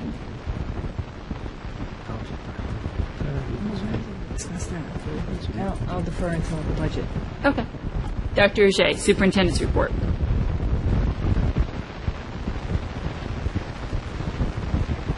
It's just the next item on the agenda. Okay, if you want to wait until... I'm going to hold off on my comments, and I'm going to be doing plenty of commenting once we get to the budget. So, would you comment on our discussion, Doctor, to at least ask about the DMS roof? No. About the, you know, what we talked about how you're going to present your budget. Yeah. I think that's what some of the people were concerned You about. know, all right, I'll say this much for now. A number of school committee members, Mr. Mudge included, have asked me, when they saw this list last week, why isn't every bit of it filled in? For those of you, this was on the internet, and I know a lot of you have seen this. We color-code it, green, yellow, and red. And the green section is, believe it or not, the hopeful section. As the taxing authority in the district, the town can only can raise taxes 4%. What I'm hoping is that there is a 4% raise in taxes, and that we get a 4% increase, because for that to maintain, we need to cut $1.6 million. The next section, the yellow section, is another $800,000. Every percent is $400,000. So to get to this red section, a zero increase, which is what happened last year, and as Mr. August said, just may very well happen again this year, that's $3.2 million. All of you came out tonight because you saw about $880,000. Okay? Multiply that by 4. And that's what we're talking about. So the reason that I don't have this list complete yet, the first reason is because it's incredibly hard. I have done a lot of work. I've talked to a number of school committee members. I've talked with Mr. Draper at length about every dime that we spent in every corner of the district. I've talked with I've talked with all of the administrative team. I've talked with a number of people in the audience tonight who've come to see me and have sent me emails, and I appreciate that. And I'm looking at every idea people throw at me. I'm at roughly $1 million, or roughly $900,000 right now, of things that I don't even feel comfortable with, to tell you the truth. As you know, I was here in August advocating for a few new teachers and a few new paraprofessionals, because I said at the time, we can't do without these. We can't do without them. And I don't feel any differently right now. So I have some items on here that I feel like, okay, a couple of areas because of enrollment, because of changing things up, being creative, I can find some money. It's not because I want to do it. I'd prefer the program we have now. I appreciate the work that happens in libraries. I was a high school English teacher myself. Everything that Ms. Arnold talked about in terms of research, I wholeheartedly agree. My doctorate is in English. I spent more hours in libraries than a lot of time. A lot of my life has been in libraries. I understand what that means and how important it is. So to do something like that breaks my heart. But I just don't know other places to go. So when I put this list out tonight, I need to let you know that this is the beginning. The next round, and I'm going to try my best, that the next time we meet, which is February 7th, I will have the list that includes the red area. But if I go down that road, and when I go down that road, I'm going to need to put some things on here that make tonight look like a picnic. Okay? And obviously some of the things, as I said before, I can't even mention yet and put on a list because they're negotiable items, anything having to do with ESP, whether it's outsourcing or anything else. If it's a negotiable item, I can't talk about it yet. So I'm going to honor that. But the rest of it, for instance, when I talked in October, I talked about how if the pension work that had been done at the legislature had not been done, that we would likely find ourselves in a hole of $4.6 million. That's doomsday. That's a district that you would not recognize anymore. And thank God that happened. But when I gave you that list, and I showed people this is what this could mean, if you recall, I got to $2.7 million. And that $2.7 million had already included our entire sports program. Every interscholastic league team, every coach, the AD, everything, gone. It included just about all of our music program, just about all of our after-school activities. That's where we're at right now. So when I get to the point where something like that is on the list, I have to be absolutely sure I can back that up. And so I'm still working. I'm working every day to try to figure out what else I can go to before I start going to things like that. Because we all value that incredibly. That's our community. That's what brings us out, to see what our kids are doing in school. That's what our kids love about school. So, I'm cautious because of that. But that's what's included in the yellow and red zone, those kinds of things. And so I'm cautious a little bit. I'm holding back. But there's a timeline here, and I have to honor that. So the next time we meet, those things are going to be there. But I'm telling you, I need your help. As a number of people have said on the stage tonight, if you don't like these ideas, and I'm sure that people will not like some of these ideas, I need you to give me another one. And as everybody has said up here tonight, you got to help with the town. They're the people who give us this money. If I had my way, the town has a surplus of over $9 million. It's money you've already been taxed, everybody. It's your money. It's sitting there, waiting to be used.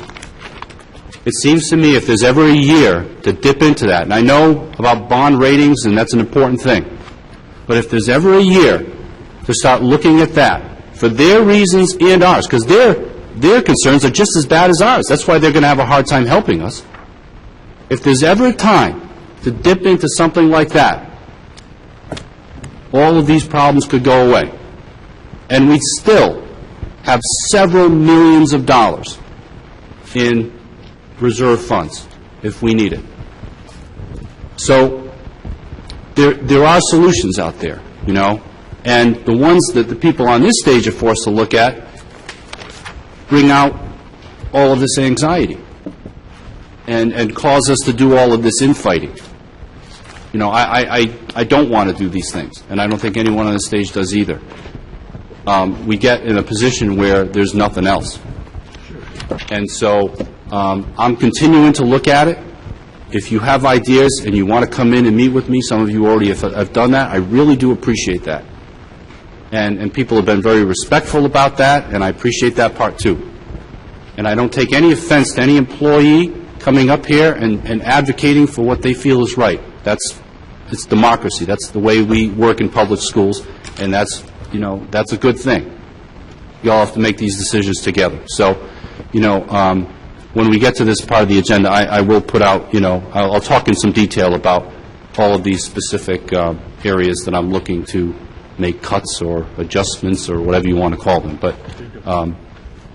for now, that's to address what Mr. Mudge has asked me to address. Thank you, Dr. You're welcome. Because I know it's a difficult period we're going to go through. We've got a lot of decisions where we have to put all the cards on the table right up front. And quite frankly, we're going to have to give the town shock treatment, okay, on each step we go through. If we're going to take and lose $1 million, this is what it's going to cost. Right. Education. $2 million, this is what it's going to be. $3 million and $4 million. We've got to go through that process, and I fully support Dr. Auger and hope to work closely with him to implement that process. Thank you. Mrs. Avanzato and then Mr. Buscardin. Okay, I'll be brief. Comments about, getting along with the town council are well taken. We have really made an effort to get along with the council and to work these things through and to work together. We'll continue to do that. And we are all in the same boat. We're aware of that. And that's why people at this table resented the fact when we found out that we had cut our employees to 0 2 years in a row, and the town hadn't done the same. And Mr. Welch, who's been somewhat vilified here, showed up at a town council meeting with the numbers in his hand from the town budget and put them on the table and said, I think it's only fair that both sides of the house share the pain, because we don't feel right going back to our employees again and again and again and hitting our employees when we don't see the town doing the same thing. Mr. Cerisi had asked a simple question of the town manager about why the difference in the budgets or the difference in the raises, and he became very angry at the question. So my point is that Mr. Welch was there advocating for our employees, and the council did actually make a motion at your instigation, as I recall, and they cut their employees that year, so that we could balance a little bit and share the pain. Mr. Buscardin. Thank you, Ms. Page. I just want to go back just a minute, because you see what we're up against here. There's going to be things happening in this school today that may not be happening for a very long time. And Dr. Auger said it a long time ago when we first got into this, that this has to be shared by everybody.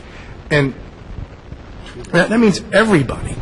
And what confounds me the most, I'm new up here, but I'm not new to watching the school committee meetings. What frustrates me the most is you have one issue, and you hear two completely different sides of a story. What's it going to take for everybody to get on the same page? What's it going to take for everybody to be singing the same song around here?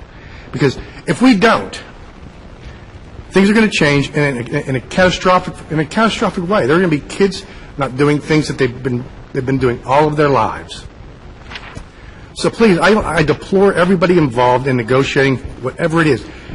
You guys want to save your jobs? I don't blame you. If I was working with you, I would be doing the same thing.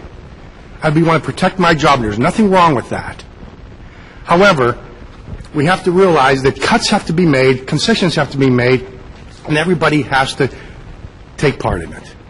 And that means we have to stop doing what we have done for decades, and that is protecting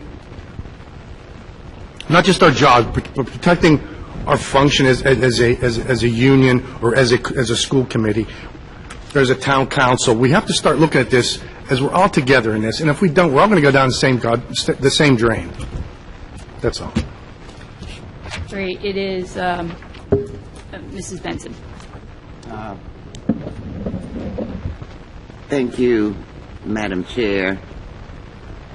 And when people make broad statements as to what people at this table are doing, I have advocated since the day I was elected that we maintain a high standard of education for our students at the least possible expense. In my former position, I have advocated for more money than was given in the budget, in the state budget, for extra funds to come back to North Kingstown. I am an educator. I was reading this week in one of the country's leading newspapers about the change in education and how the books are going to be on iPod. I'm not at least, as I would say in the vernacular term, dumb to what we need. I am an educator. I advocate for children, and I advocate for the citizens. And I will say to Dr. O'Jay, have the school committee secretary to call me, and I will come in and get a list and be at council Monday night to advocate. But we are a town, and we as a school committee, we are not a taxing agent, so therefore we have to work together. We had a budget committee, and I was on the budget committee, and I was told we didn't need meetings. That we didn't need meetings, that we had nothing to discuss. I'm not resigning my position, but there are a lot of things, so let's not sit and make implications of what people are doing at this table, because none of you know what's in my mind. And as I said once before, I sat Mr. Cerisi with 6 years of an arbitration going on with your employees, with you in your farmer union. You all have persevered. And I acknowledge that. And I work with that. But let's not make implications. Let's go to the council. And I will be willing to go. I have gone to council meetings and spoken up on what we need, but then there's a higher authority than us. There's the state, and then we got to go around to the federal. The federal government is talking about cutting out everything under Title I. And when we don't get it from the feds, are we going to blame the council or make implications that you got members that don't want to work with you? No, we can't do that. We are all one body. And my old cliches, there is one place you put the money, and that's at the town hall, and we must work together as a town. We must. Thank you, Mrs. Benson. It is now 8:40. I'm going to remind the committee that we're going next. I asked Dr. Ajay if there's anything that we needed on the consent agenda, and he said we should go straight to budget. The timeline that we have in the front of our book that has been laid out by the town council in our budget book basically says for the 2012-2013 calendar that by February 27th is our deadline for submission of the school committee budget. Then on April 9th is the town council's preliminary budget hearing, school only. So I just want to tell people that is when we're talking about dates, that the two magic dates is that we have to turn ours in before the 27th, and the first council budget hearing is Monday, April 9th. So that would be the date that, as we're talking here about going and talking to the council, that would be school only. Dr. Ajay, I turn it over to you. Thank you. I just want to take a few minutes right now to go through the items that I have in this green area to total $881,000. As I mentioned earlier, what I am going to be advocating for is that we propose, and this is your call, school committee, that we propose to the town a budget with a 4% local tax support increase.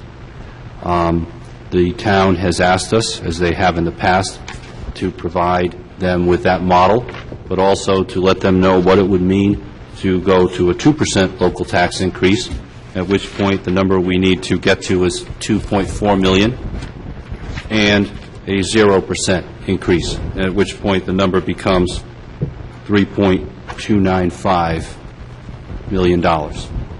So that's awesome stuff, and I'll start right now. On my proposed list so far, I have a district-wide reduction in use of substitutes for professional development. This is kind of an easy one, although $25,000 for professional development, I'm sure Dr. Humbert would not say it's all that easy. But we can do what we have to do to make ends meet in reducing the funds that we have for that. The employee severance is also something that we just happen to foresee. We probably will not need as much this upcoming year as we've had in the past. That is when people leave with sick time and that sort of thing. And we're just looking at the possibility, the probability that we'll probably need about $10,000 less. That's very small money. There's a reduction in 2 6th-grade teachers. That is largely due to enrollment.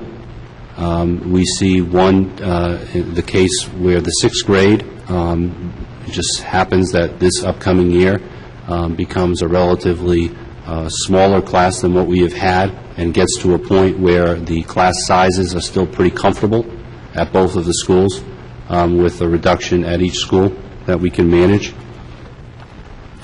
There is a reduction, 0.5 librarian at North Kingstown High School and a library clerk at North Kingstown High School. And as I said earlier, those are very difficult moves to make. There are areas that when you talk about things that you have discretion over, it is something that we have some discretion over. It's not something that I advocate, that I feel this is something that, as Ms. Arnold pointed out, the program will be diminished because of it. There's no doubt about that. We're going to have to be creative and do the best we can, because unfortunately for people who work in libraries, I have discretion over something like that, especially when I have more than one librarian in a building, but I do not have discretion to say take a math teacher, because there are class caps, there's a requirement to have those courses taught, whether I like it or not, where I don't have those kinds of restrictions necessarily for a library. So that's why I feel like I need to go there. The reorganization of the athletic director, this is something that I have worked on with Dr. Kenworthy. We have done some research and looked at other districts. Many other districts take on a model where there is a teacher in the building, or it could be just someone from outside of the building who works basically the equivalent of a 2/5 of a teacher's job. So a teacher might teach 3 and be athletic director for 2, and they get a stipend with that, because there's obviously a lot of night work. That would also include a stipend for an assistant athletic director and a smaller stipend at each middle school for a person to pick up athletic director type duties at each middle school.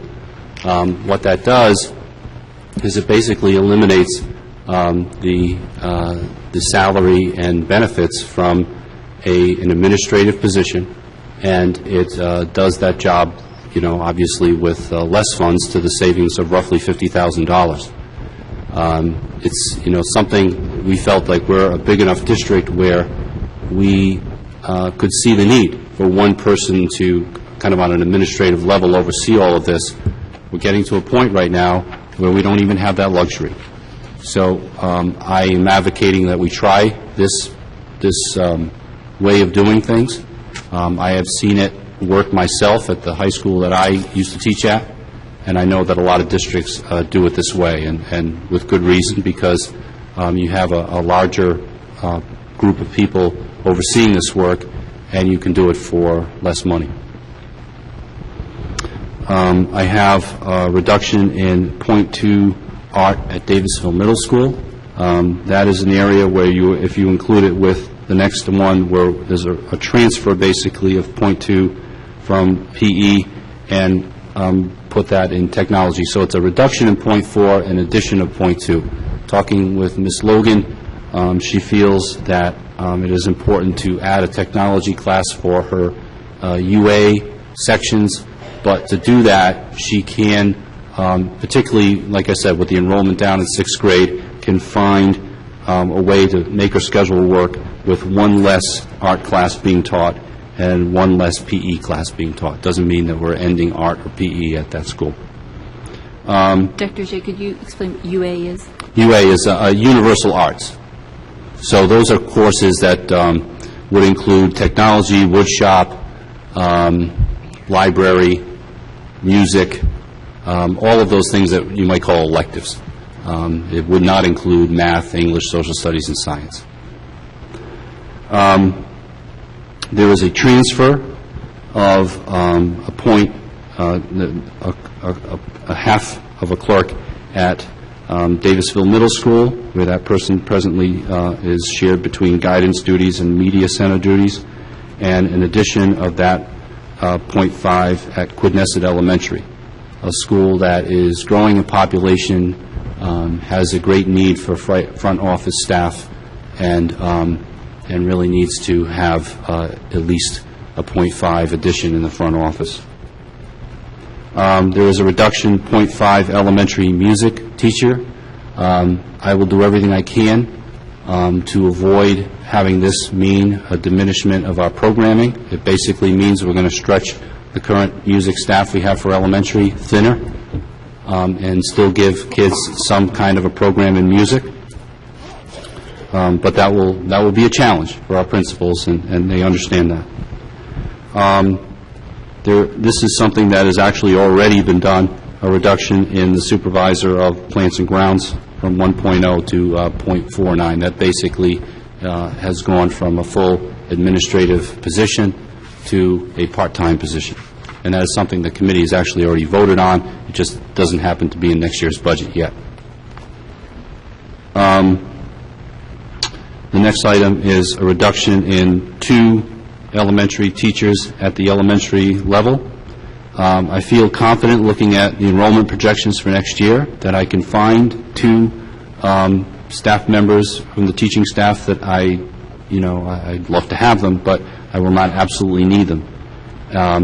We also have recently passed a policy, as a lot of districts have, where if you all of a sudden have a spike from a family or 2 that moves into the neighborhood of a school and causes, for instance, this happened last year. We had some people move into the Forest Park and Hamilton neighborhoods, and all of a sudden our second grades at those schools were over. And we were forced to add teachers at each of those schools in September, if you recall. We have policy right now where I have discretion to look at that and actually ask a family to go to the next closest school until there is a spot available. And fortunately, the way things work, there's a higher cap as you go up. So at certain grade levels, there's more room so that person could move back in. But what it allows us to do is not have to rehire those people back in August and September, as we have done in this district for several years now. I know we've done it at least a few times since I've been here. So I feel confident that we could make that stick this time. I have a reduction in 2 paraprofessionals. I don't know where I have those listed as district-wide. I have the appeal out to our principals to see what we can do to make this work. And I also have Rachel Santa telling me that she's not even sure that we can sustain that because of demands around special education, particularly around our preschool. So that's something that I'm going to try to do the best I can and make a commitment to it tonight. And hopefully I can make it stick all the way to the beginning of next year. And like I said, these cuts and a couple more here get me to about $881,000 or so. Considering how far I have to go, I may have to go a lot deeper than this. And there are things, like I said, earlier this year I advocated for additional paraprofessionals because I couldn't live without them. So I'm going to have a hard time finding where I'm going to find 2 that I don't need. I made a commitment to cut supplies district-wide by 5%. That means everybody is going to have to be a little leaner with the use of paper and with just about everything else that we have as supplies. And that's, again, an area where it's hard to define because supplies take shape in so many different ways, and it's hard to say, exactly what that's going to mean in every department across the board. But when you don't have a choice, you don't have a choice. So we're going to start with 5%, and that may increase.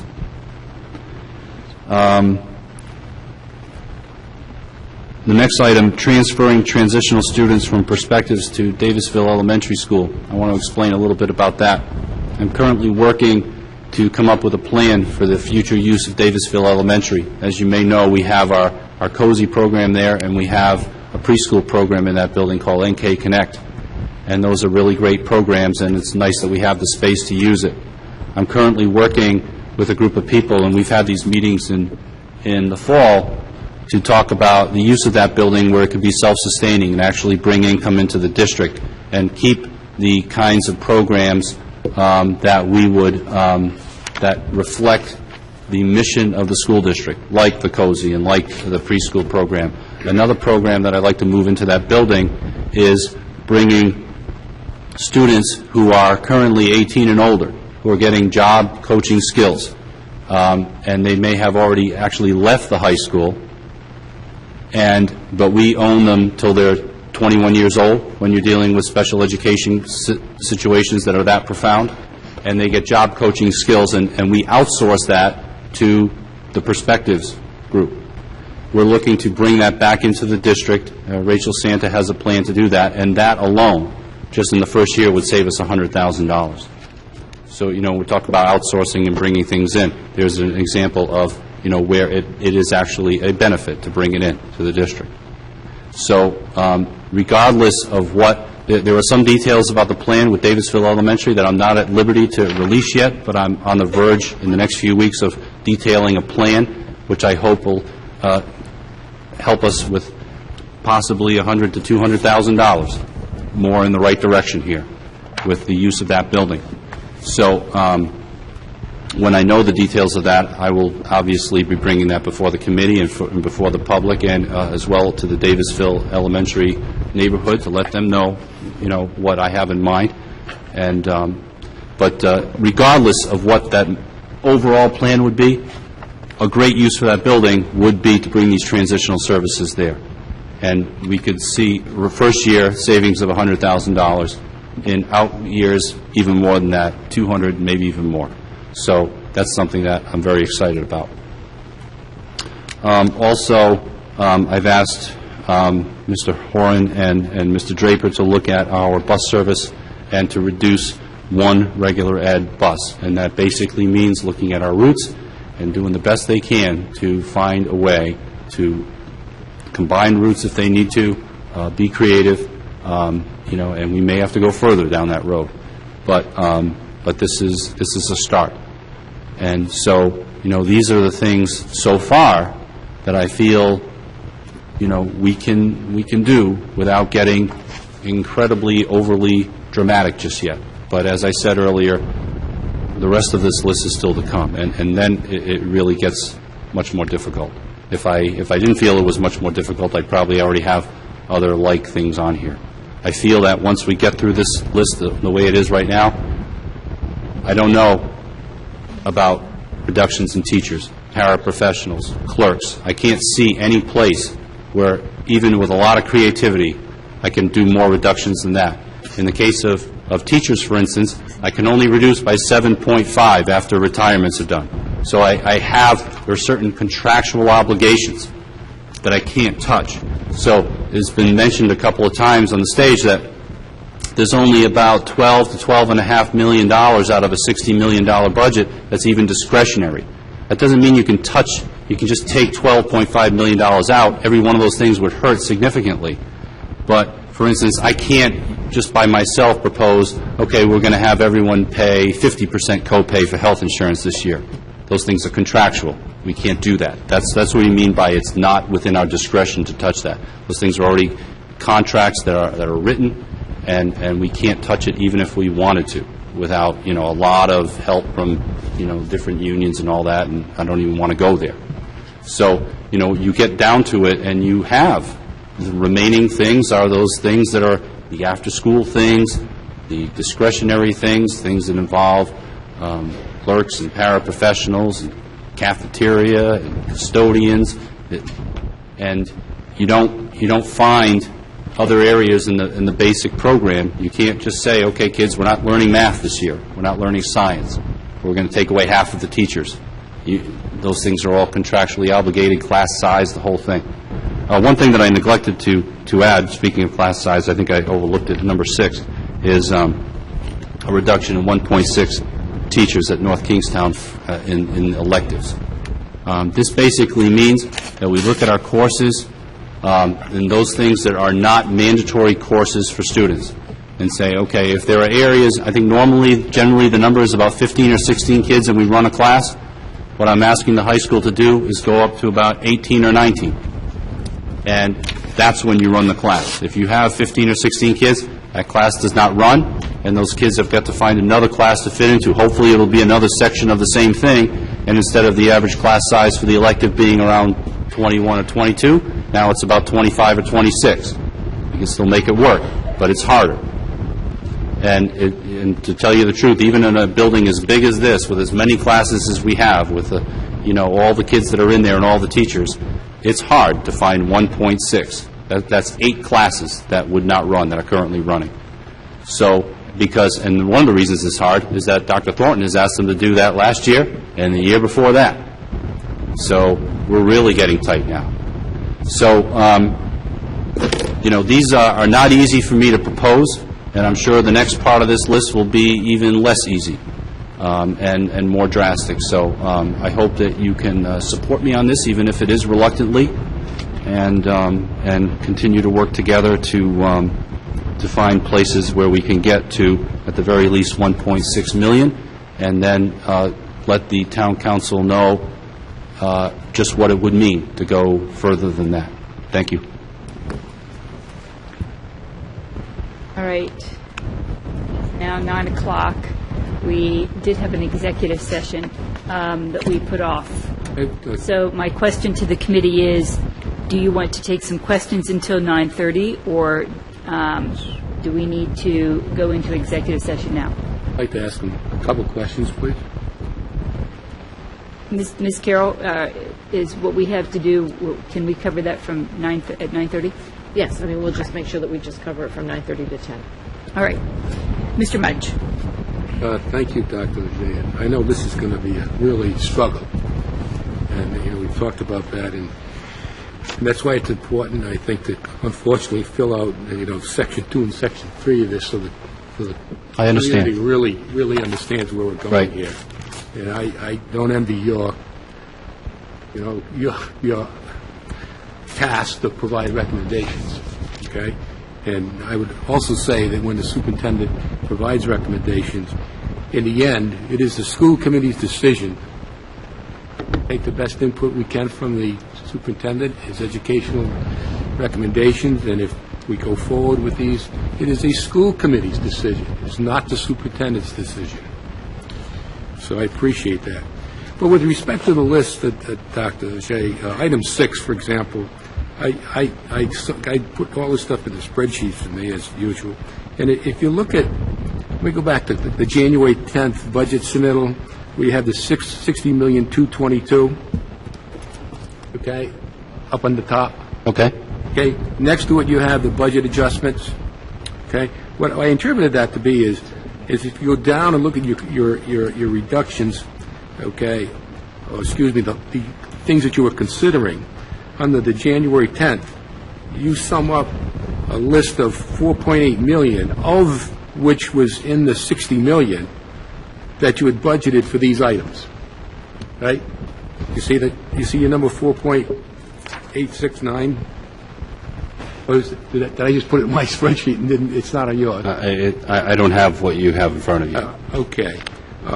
Well, let me make sure I understand this, because if I added up all the items there in that list, 1 through, all the references, that would total up to be $4.8 million for those programs only, that portion of the $60 million. But then when I go over and I look at the next column to get to the $59 million, there's that list in there, okay, that basically sums up to $4.2 million. And I don't see how we get to the 881, because when you look at your budget impact and you add all those numbers up, okay, they, to me, add up to $664,000. So I'm kind of confused about that as to what the cuts mean. For example, if you go to item 6, let me not use item 6. A better example might be if you go to the reduction of the elementary music teacher down for $31,000. Yes. See, that wasn't estimated in the January 10th budget of $60,222,000. See what I'm saying? So in that case, okay, how does that reduce? How do you come up with $881,000 of cuts? See what I'm saying? I apologize. I'm not following. Okay. Maybe Mr. Draper can help out here. I'm not sure. Correct me if I'm wrong, Mr. Mudge, but I think what you're looking for is when you're looking at the January 10 column, if it doesn't have an amount in there, you're assuming it wasn't in the January 10th submittal. Yeah, and you would have had it in there if it was. It actually was. The reason it's not specified there is you'll notice that some of these don't have the page number. Okay, so the budget impact is the correct number. So if you tally up everything in the column that says budget impact, those numbers are correct. Okay, the controller and Dr. Auger went through that. So in fact, then, okay, that's fine. So in fact, then, the column that you have in under 10 just didn't reflect what the actual cost of these items were going to be then.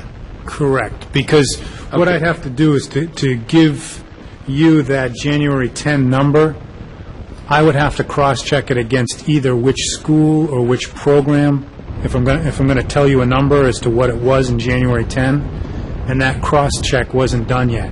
However, we can tell you, based on the salaries of the people identified that would be impacted, that is the budget impact. So that number in the budget impact column is accurate. Yeah, that's $216,000 more than what the columns totaled up. So you're saying they were there anyway. They were in the budget someplace. It just didn't show up on this sheet. And in fact, they will reflect an $881,000 cut. Thank you. Thank you.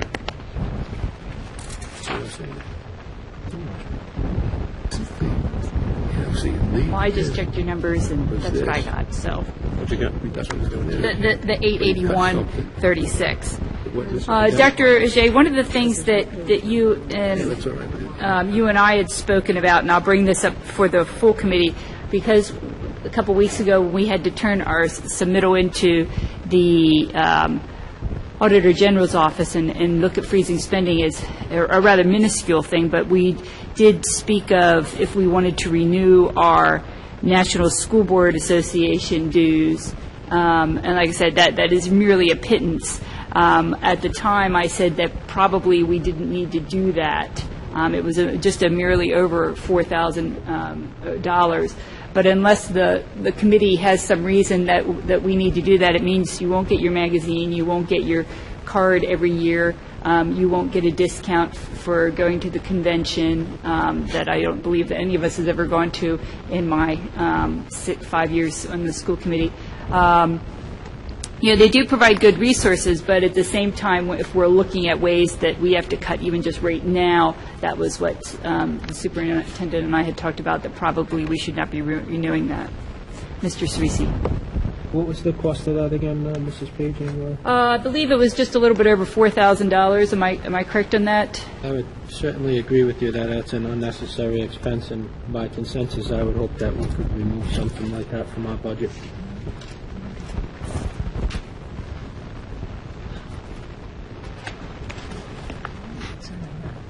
Yes. Only Mrs. concern I Alvarado. have about that, and I think the only thing that members really used, which was useful, are the database that you could get into with them. Is that a different board? Rhode Island Association of School Committees? Right, I'm talking about the national, but Mrs. Avanzato is talking about the database that we use quite often in the policy committee, because we would search for other policies to see how things were written. No, actually, I was thinking more about, but that's, so we wouldn't have access to that. We would not. But we would have access to the one I think that's really critical, the Rhode Island Association. We of would School still have, Committees. yes, That we would still have has the Rhode Island School a lot of Committees, yes. numbers of amounts. Right. People are being paid in other districts, those types of things that are really important to compare with other districts. Great. And I think that's absolutely a good idea. I mean, it's every penny.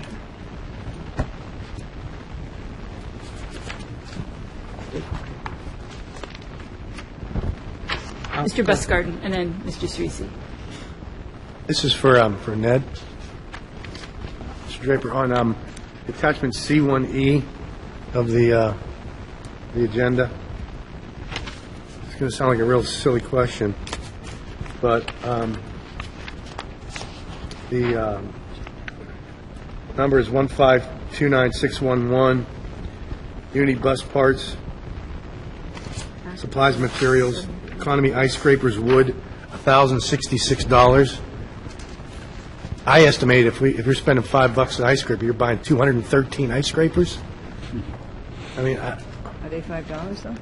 I'm just guessing. I mean, I think you can go to I think it's $5, but, it might be. an Economy wooden ice scraper if it's one I'm picturing. It might Yeah. be $5, yeah. I'd have to I take a know look. that just jumped out at me as being a lot of money for ice scrapers. We can take a look at that and get back to you next meeting. Thank you. Mr. Cerisi, and then Mrs. Avanzato.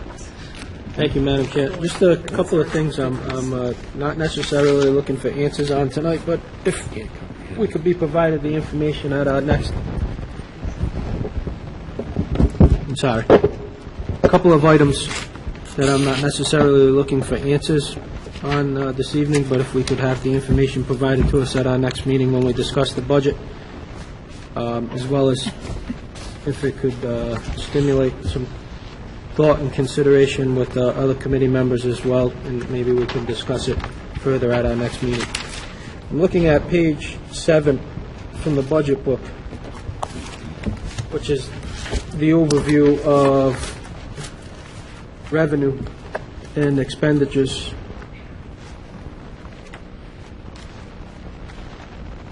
Under the school general fund, we have salaries and compensation, which of course we know that makes up a very large majority of the school department's budget. We have an increase, a proposed increase of approximately $900,000 there. I know the majority of that increase is contractual.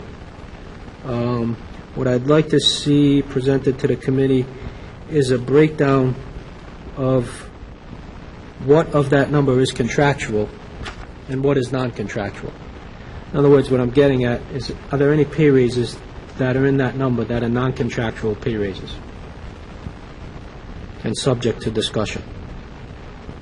There may not be any, or there may be very few, but again, I would like to see that. And I'm not speaking to pay raises that are necessarily governed by policy. Pay raises that are governed by policy only are subject to discussion and review. I know we have some in that category, and I know most are in our contractual category, but I would like to see pays and any proposed increases that are non-contractual. Supplies and materials. Using the FY11 actuals, which is the closest comparison I can make because we're only halfway through the FY12 budget, so I'm not going to use that current number as a comparison number. But in FY11, the actual expenditure was $2.2 million on supplies and materials. In the current budget year, we've budgeted for $2.5 million. It's actually 2,493 to be exact, call it 2.5 million. And we've budgeted for basically the same amount for the proposed FY13 budget. What I'd like to see is the ramifications if we were to level fund that line and roll it back to the FY11 number, which was $2.2 million, which would be a reduction of approximately $250,000 or $300,000.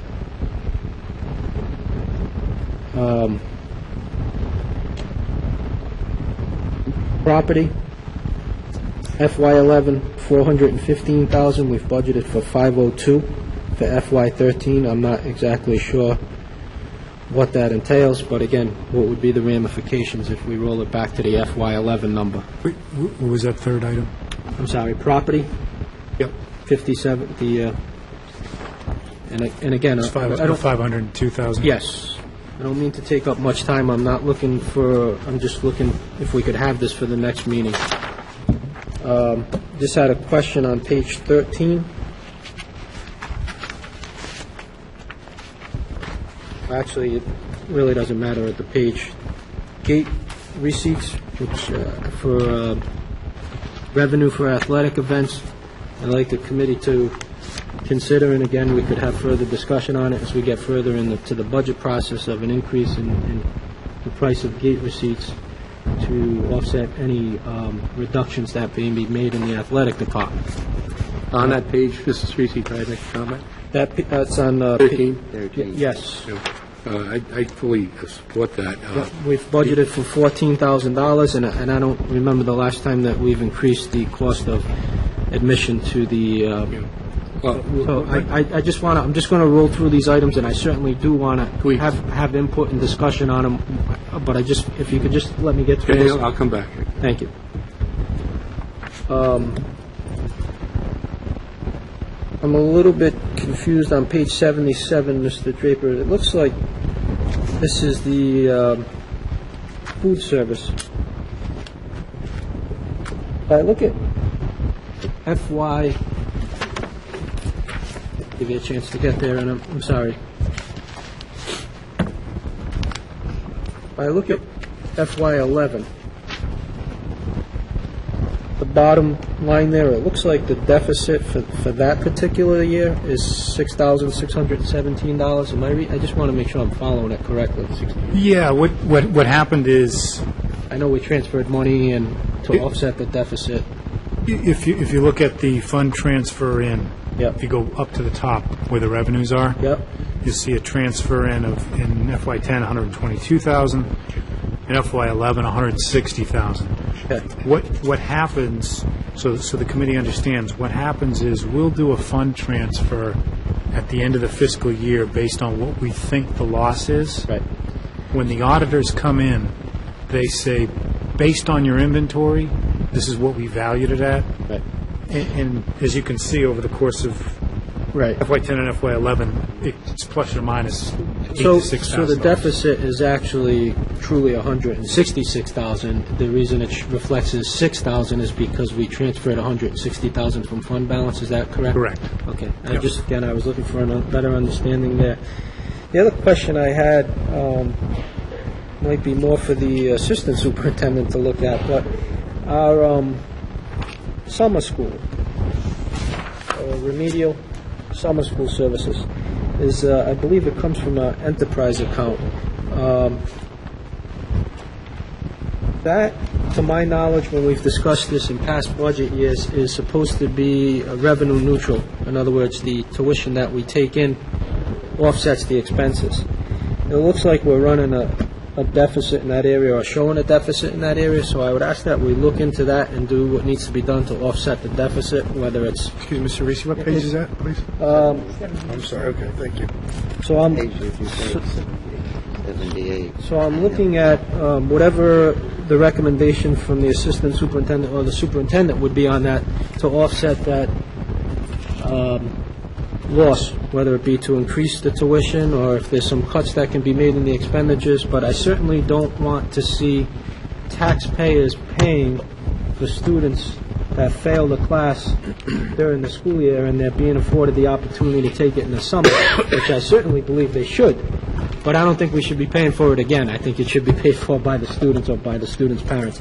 And that's supposed to be, the idea of that fund is supposed to be revenue neutral. And lastly is more of a statement. Last meeting, we talked a lot about the capital improvement program and the lack of funding in prior years from the town council to the capital improvement budget. I just want you to note on page 81, when I was talking at our last meeting about the council's responsibility to fund the capital improvement budget with approximately $500,000 a year, and the fact that for the last 3 or 4 years we haven't received that contribution, therefore the funding is not available to do things like fix boilers and replace windows and roofs and all that other stuff. That's a separate fund, it's a separate line item in the budget for those projects, for those capital improvement projects, not meant for general operating expenses.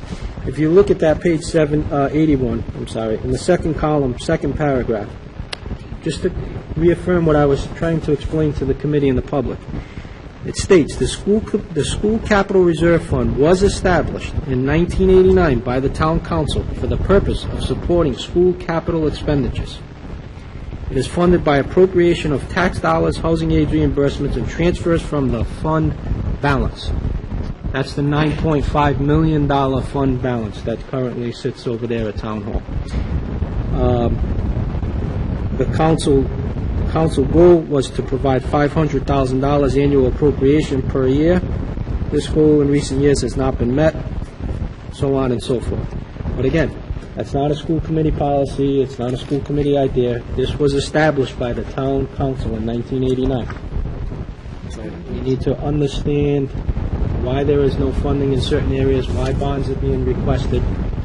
And in hindsight, again, I'm not sure I fully support that idea, and I think it needs to be talked about a little bit more as far as why are we going out for bond when the money's already there.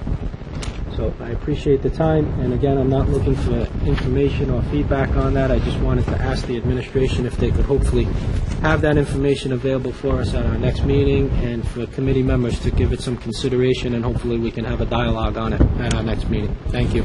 We will do that. Thank you, Mr. Cerisi. Mrs. Benson?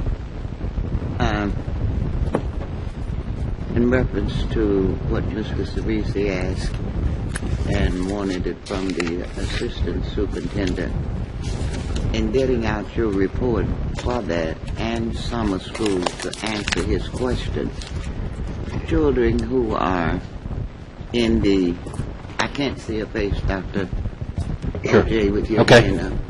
Children who are in the IDA program, say Title I and so forth, could you look into the scope of the grant writing, because they are not supposed to be of any burden Yeah. to the schools, so let's check with the grant writing. Just briefly, the summer school for IDEA, there are programs that are grant funded. That's not what Mr. Cerisi was pointing out. We do have what you would call a traditional summer school program That I understand. that kids pay for on their own. Yes. I will take full blame for that piece of it. I think, particularly in this past year, I don't even know what that number is. Quite familiar with the summer school program. Yeah. I spent a lot of time there myself.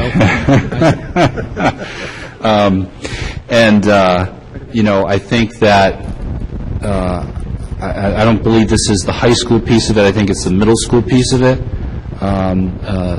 Mrs. Saronin has done a great job of the high school piece of it, and that actually takes in revenue from kids from a lot of different districts. Our middle school piece is pretty much only our own district, and in some cases, there's a real difficulty for kids and families to be able to pay for that. And so there have been some situations where we've fallen a little short, and I've transferred some money to take care of that. It is something that I mean to look at and do whatever we can to make sure that we cover that without going into the general budget. Mrs. Cerisi's absolutely right. We shouldn't have to do that. So we'll be looking at that, too. Thank you, Dr. O'Jay. Sure. And also for those students in high school. And one more question I would like to be looked into is the point of how a kid can pay for summer school for 6 weeks, isn't it? It's generally 3 or 4 weeks. 3 or 4 weeks. 3 or 4 weeks, yeah. And regain a credit that he's had to work for and his grade to the next grade. Yeah. I don't want you to answer that tonight. Well, I can do it really briefly. The criteria to get in, I'm going to have to leave, and I'd like to state... well, you can't get a 0 in the course and take summer school. You have to come close. So it's just a matter of making up that close margin. But there are certain limits on what will get you into summer school. Okay, So- and I would like to make an appointment with you to come in and discuss the budget. That's not a problem. You may have Noreen to call. Okay? But I have to go. I've got to see what they're going to do down at D.C. so we can do that. I have understand. some work to do for that. Thank you. Mr. Welch. Yes, I just wanted to make a comment about information that I've seen recently on the Patch blog, if you will, referring to the school committee's not taking care of the facilities.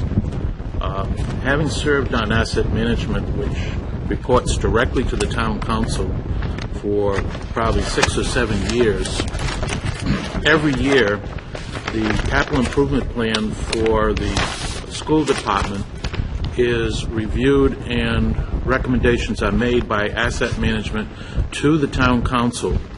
And I can tell you that in recent years, I would have to say that they have unanimously supported and recommended to the town council that the capital improvement plan submitted by and approved by the school committee from the administration and the town council has neglected, as we have talked about, in funding it. And the reason I'm bringing this up is because people think that the school committee hasn't done their job, or that the administration hasn't done their job, or that we've spent money on other things rather than take care of the facilities. There isn't anything that could be further from the truth. It is the town council's responsibility to fund the CIP, and they don't want to do it. So it's important that the public understand that. It isn't our function to pay for it out of our budget. And unfortunately, as Link Alman said when he was governor, for the sake of spending $15,000 to seal the Washington Bridge, we spent over $10 million to fix it. Well, that's the same thing here. When people want to point to us not taking care of the roof at Davisville Middle School, we have done our level best to try and get this handled, to get the state to support us by giving us 30% reimbursement on money spent. That's why we're going to bond. That's why we spent all the money that we did to get an architect to approve and recommend to the regents that it needs to be done, and then to have the town council say, the town council presidents say, they will not pay for the roof out of the fund balance that they have, $9,157,712 of taxpayers' money. Please don't point your arrows at the school committee or the administration. Point them where they belong, to the town council. Thank you very much. Mr. Mudge? You know, we need to really set the record straight. I think if you go to page 98 and 99, and I follow this very closely, and I've had my own spreadsheet, but these come pretty close. You'll find that, in fact, through the School Capital Reserve Fund, which is technically an illegal fund, as far as I'm concerned, you will find that since 2000, that we've spent, these numbers, I disagree with these numbers, but over $8 million from the School Capital Reserve Fund. Well, how did the money get into that fund? Okay? You can see that, indeed, okay, in fiscal year 04, for example, let's go to 04, $986,000 was expended, School Capital Reserve. The next year, $416,000. The next year, okay, $132,000, $202,000 the following year. 2007, $686,000. Okay, 2010, $1.1 million was spent. And we still had $356,000 surplus. In 2011, we spent $184,000. And in fact, in 12, we've got an estimate of $38,000. So don't say the council didn't, put into the fund. And I would particularly point to the the top of the page on page 99, because I was the one who changed this process. You'll see in there that the 2004 and 2005 housing aid went into the school capital fund in that year alone, $617,000. Now, this goes back a long way and is a history. And what happened some years ago, in fact, the town was taking that school fund housing aid, the 30%, i.e., the 30% that we were getting because of our school capital reserve fund monies, and they were putting that into the debt service account. Okay? That changed in 2004. That's why we got $617,000, because the 30% actually came back to the town. And those numbers are there. And you can see the contributions year in and year out prior to that. Okay? For example, in 2002, appropriations, $500,000. Okay, by the council. Appropriations in 2001, $500,000. And with all the appropriations in there, and they're lined up. Okay? Appropriations by the council in 2004, $180,000, $320,000. Wait. That's $500,000. Point of order, you already said that. Yes, Okay? Mr. No, Birch. but in addition to the $617,000 in 2004, the council also appropriated $500,000. Mr. Mudge, you're extremely hard to follow here with throwing out all these numbers. Well, they're on your budget. They're right here in front of us. And Yes, my but point I is, guess, yes, what is your point? well, my point is, we have been funded. Okay? Now we're getting down low. Last 3 years, we have received nothing. Yeah, I we have not understand that the last 3 years. Yeah, we haven't received anything the last 3 years. Of course we have, and I understand that. But listen, in 2010, we spent $1.1 million. Why would the council have given us more money then? In 2011, we spent $184,000. And by the way, we have not asked the council in writing to give us the $500,000. right? Yes, we have. In writing? Yes. When did that happen? asked 3 last years in a year. row. Well, I haven't seen it. It may be in the budget, but we haven't specifically asked for that. It's in the current budget. It is not in the current budget, excuse All right, me. all right, It is not in the current budget. We're not. Look at your budget. Okay. Well, you look at it too. Okay, folks. Because we're, the council only looks we're at the general digressing fund here. budget. We're digressing It's and below not the- having an orderly conversation. This is a budget issue. All you have to Okay, do Mr. is Mudge, look do you on have- page, excuse me, all you have to look in the budget is on page P13, and you will see that the $500,000 is considered as a special revenue. It is not in the general fund submission. And that's been one of the problems we've had over the years. We haven't asked for the money appropriately. And indeed... All right, I'm going to cut you off, Mr. Mudge. You made your point. Mr.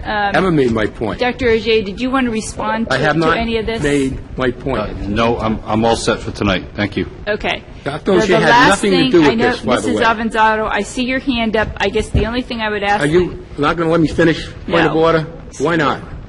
Because what I want to point out is It's that of these 9:31, $8 and we have said that we would go into executive session to cover important matters. we want to understand that out of all the money that was spent in the last 10 years, from like $8 Mr. million, Mudge. $2 million went to the high school. $2 million. Thank you, Mr. Mudge. We have not spent Okay. $2 million in the last 2 years in repairs. So, The last 3 years we have. all right.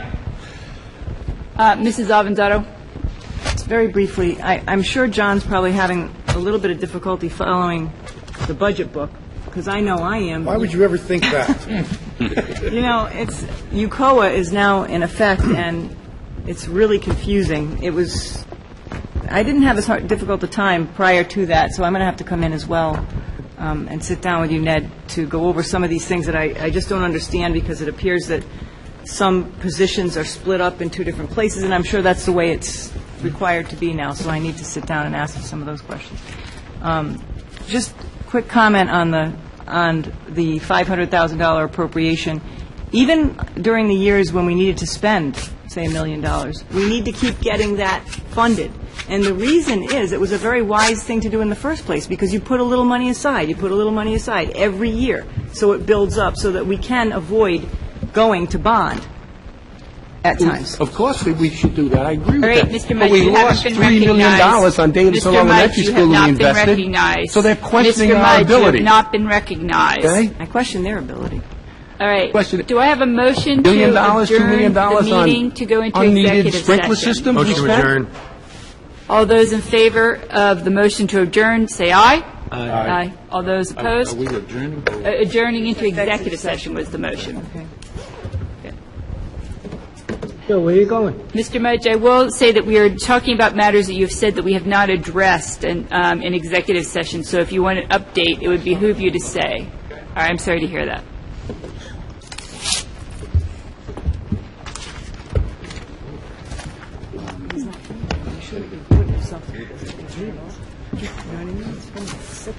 Will the antagonists leave? I told Michael. Yeah, we emailed.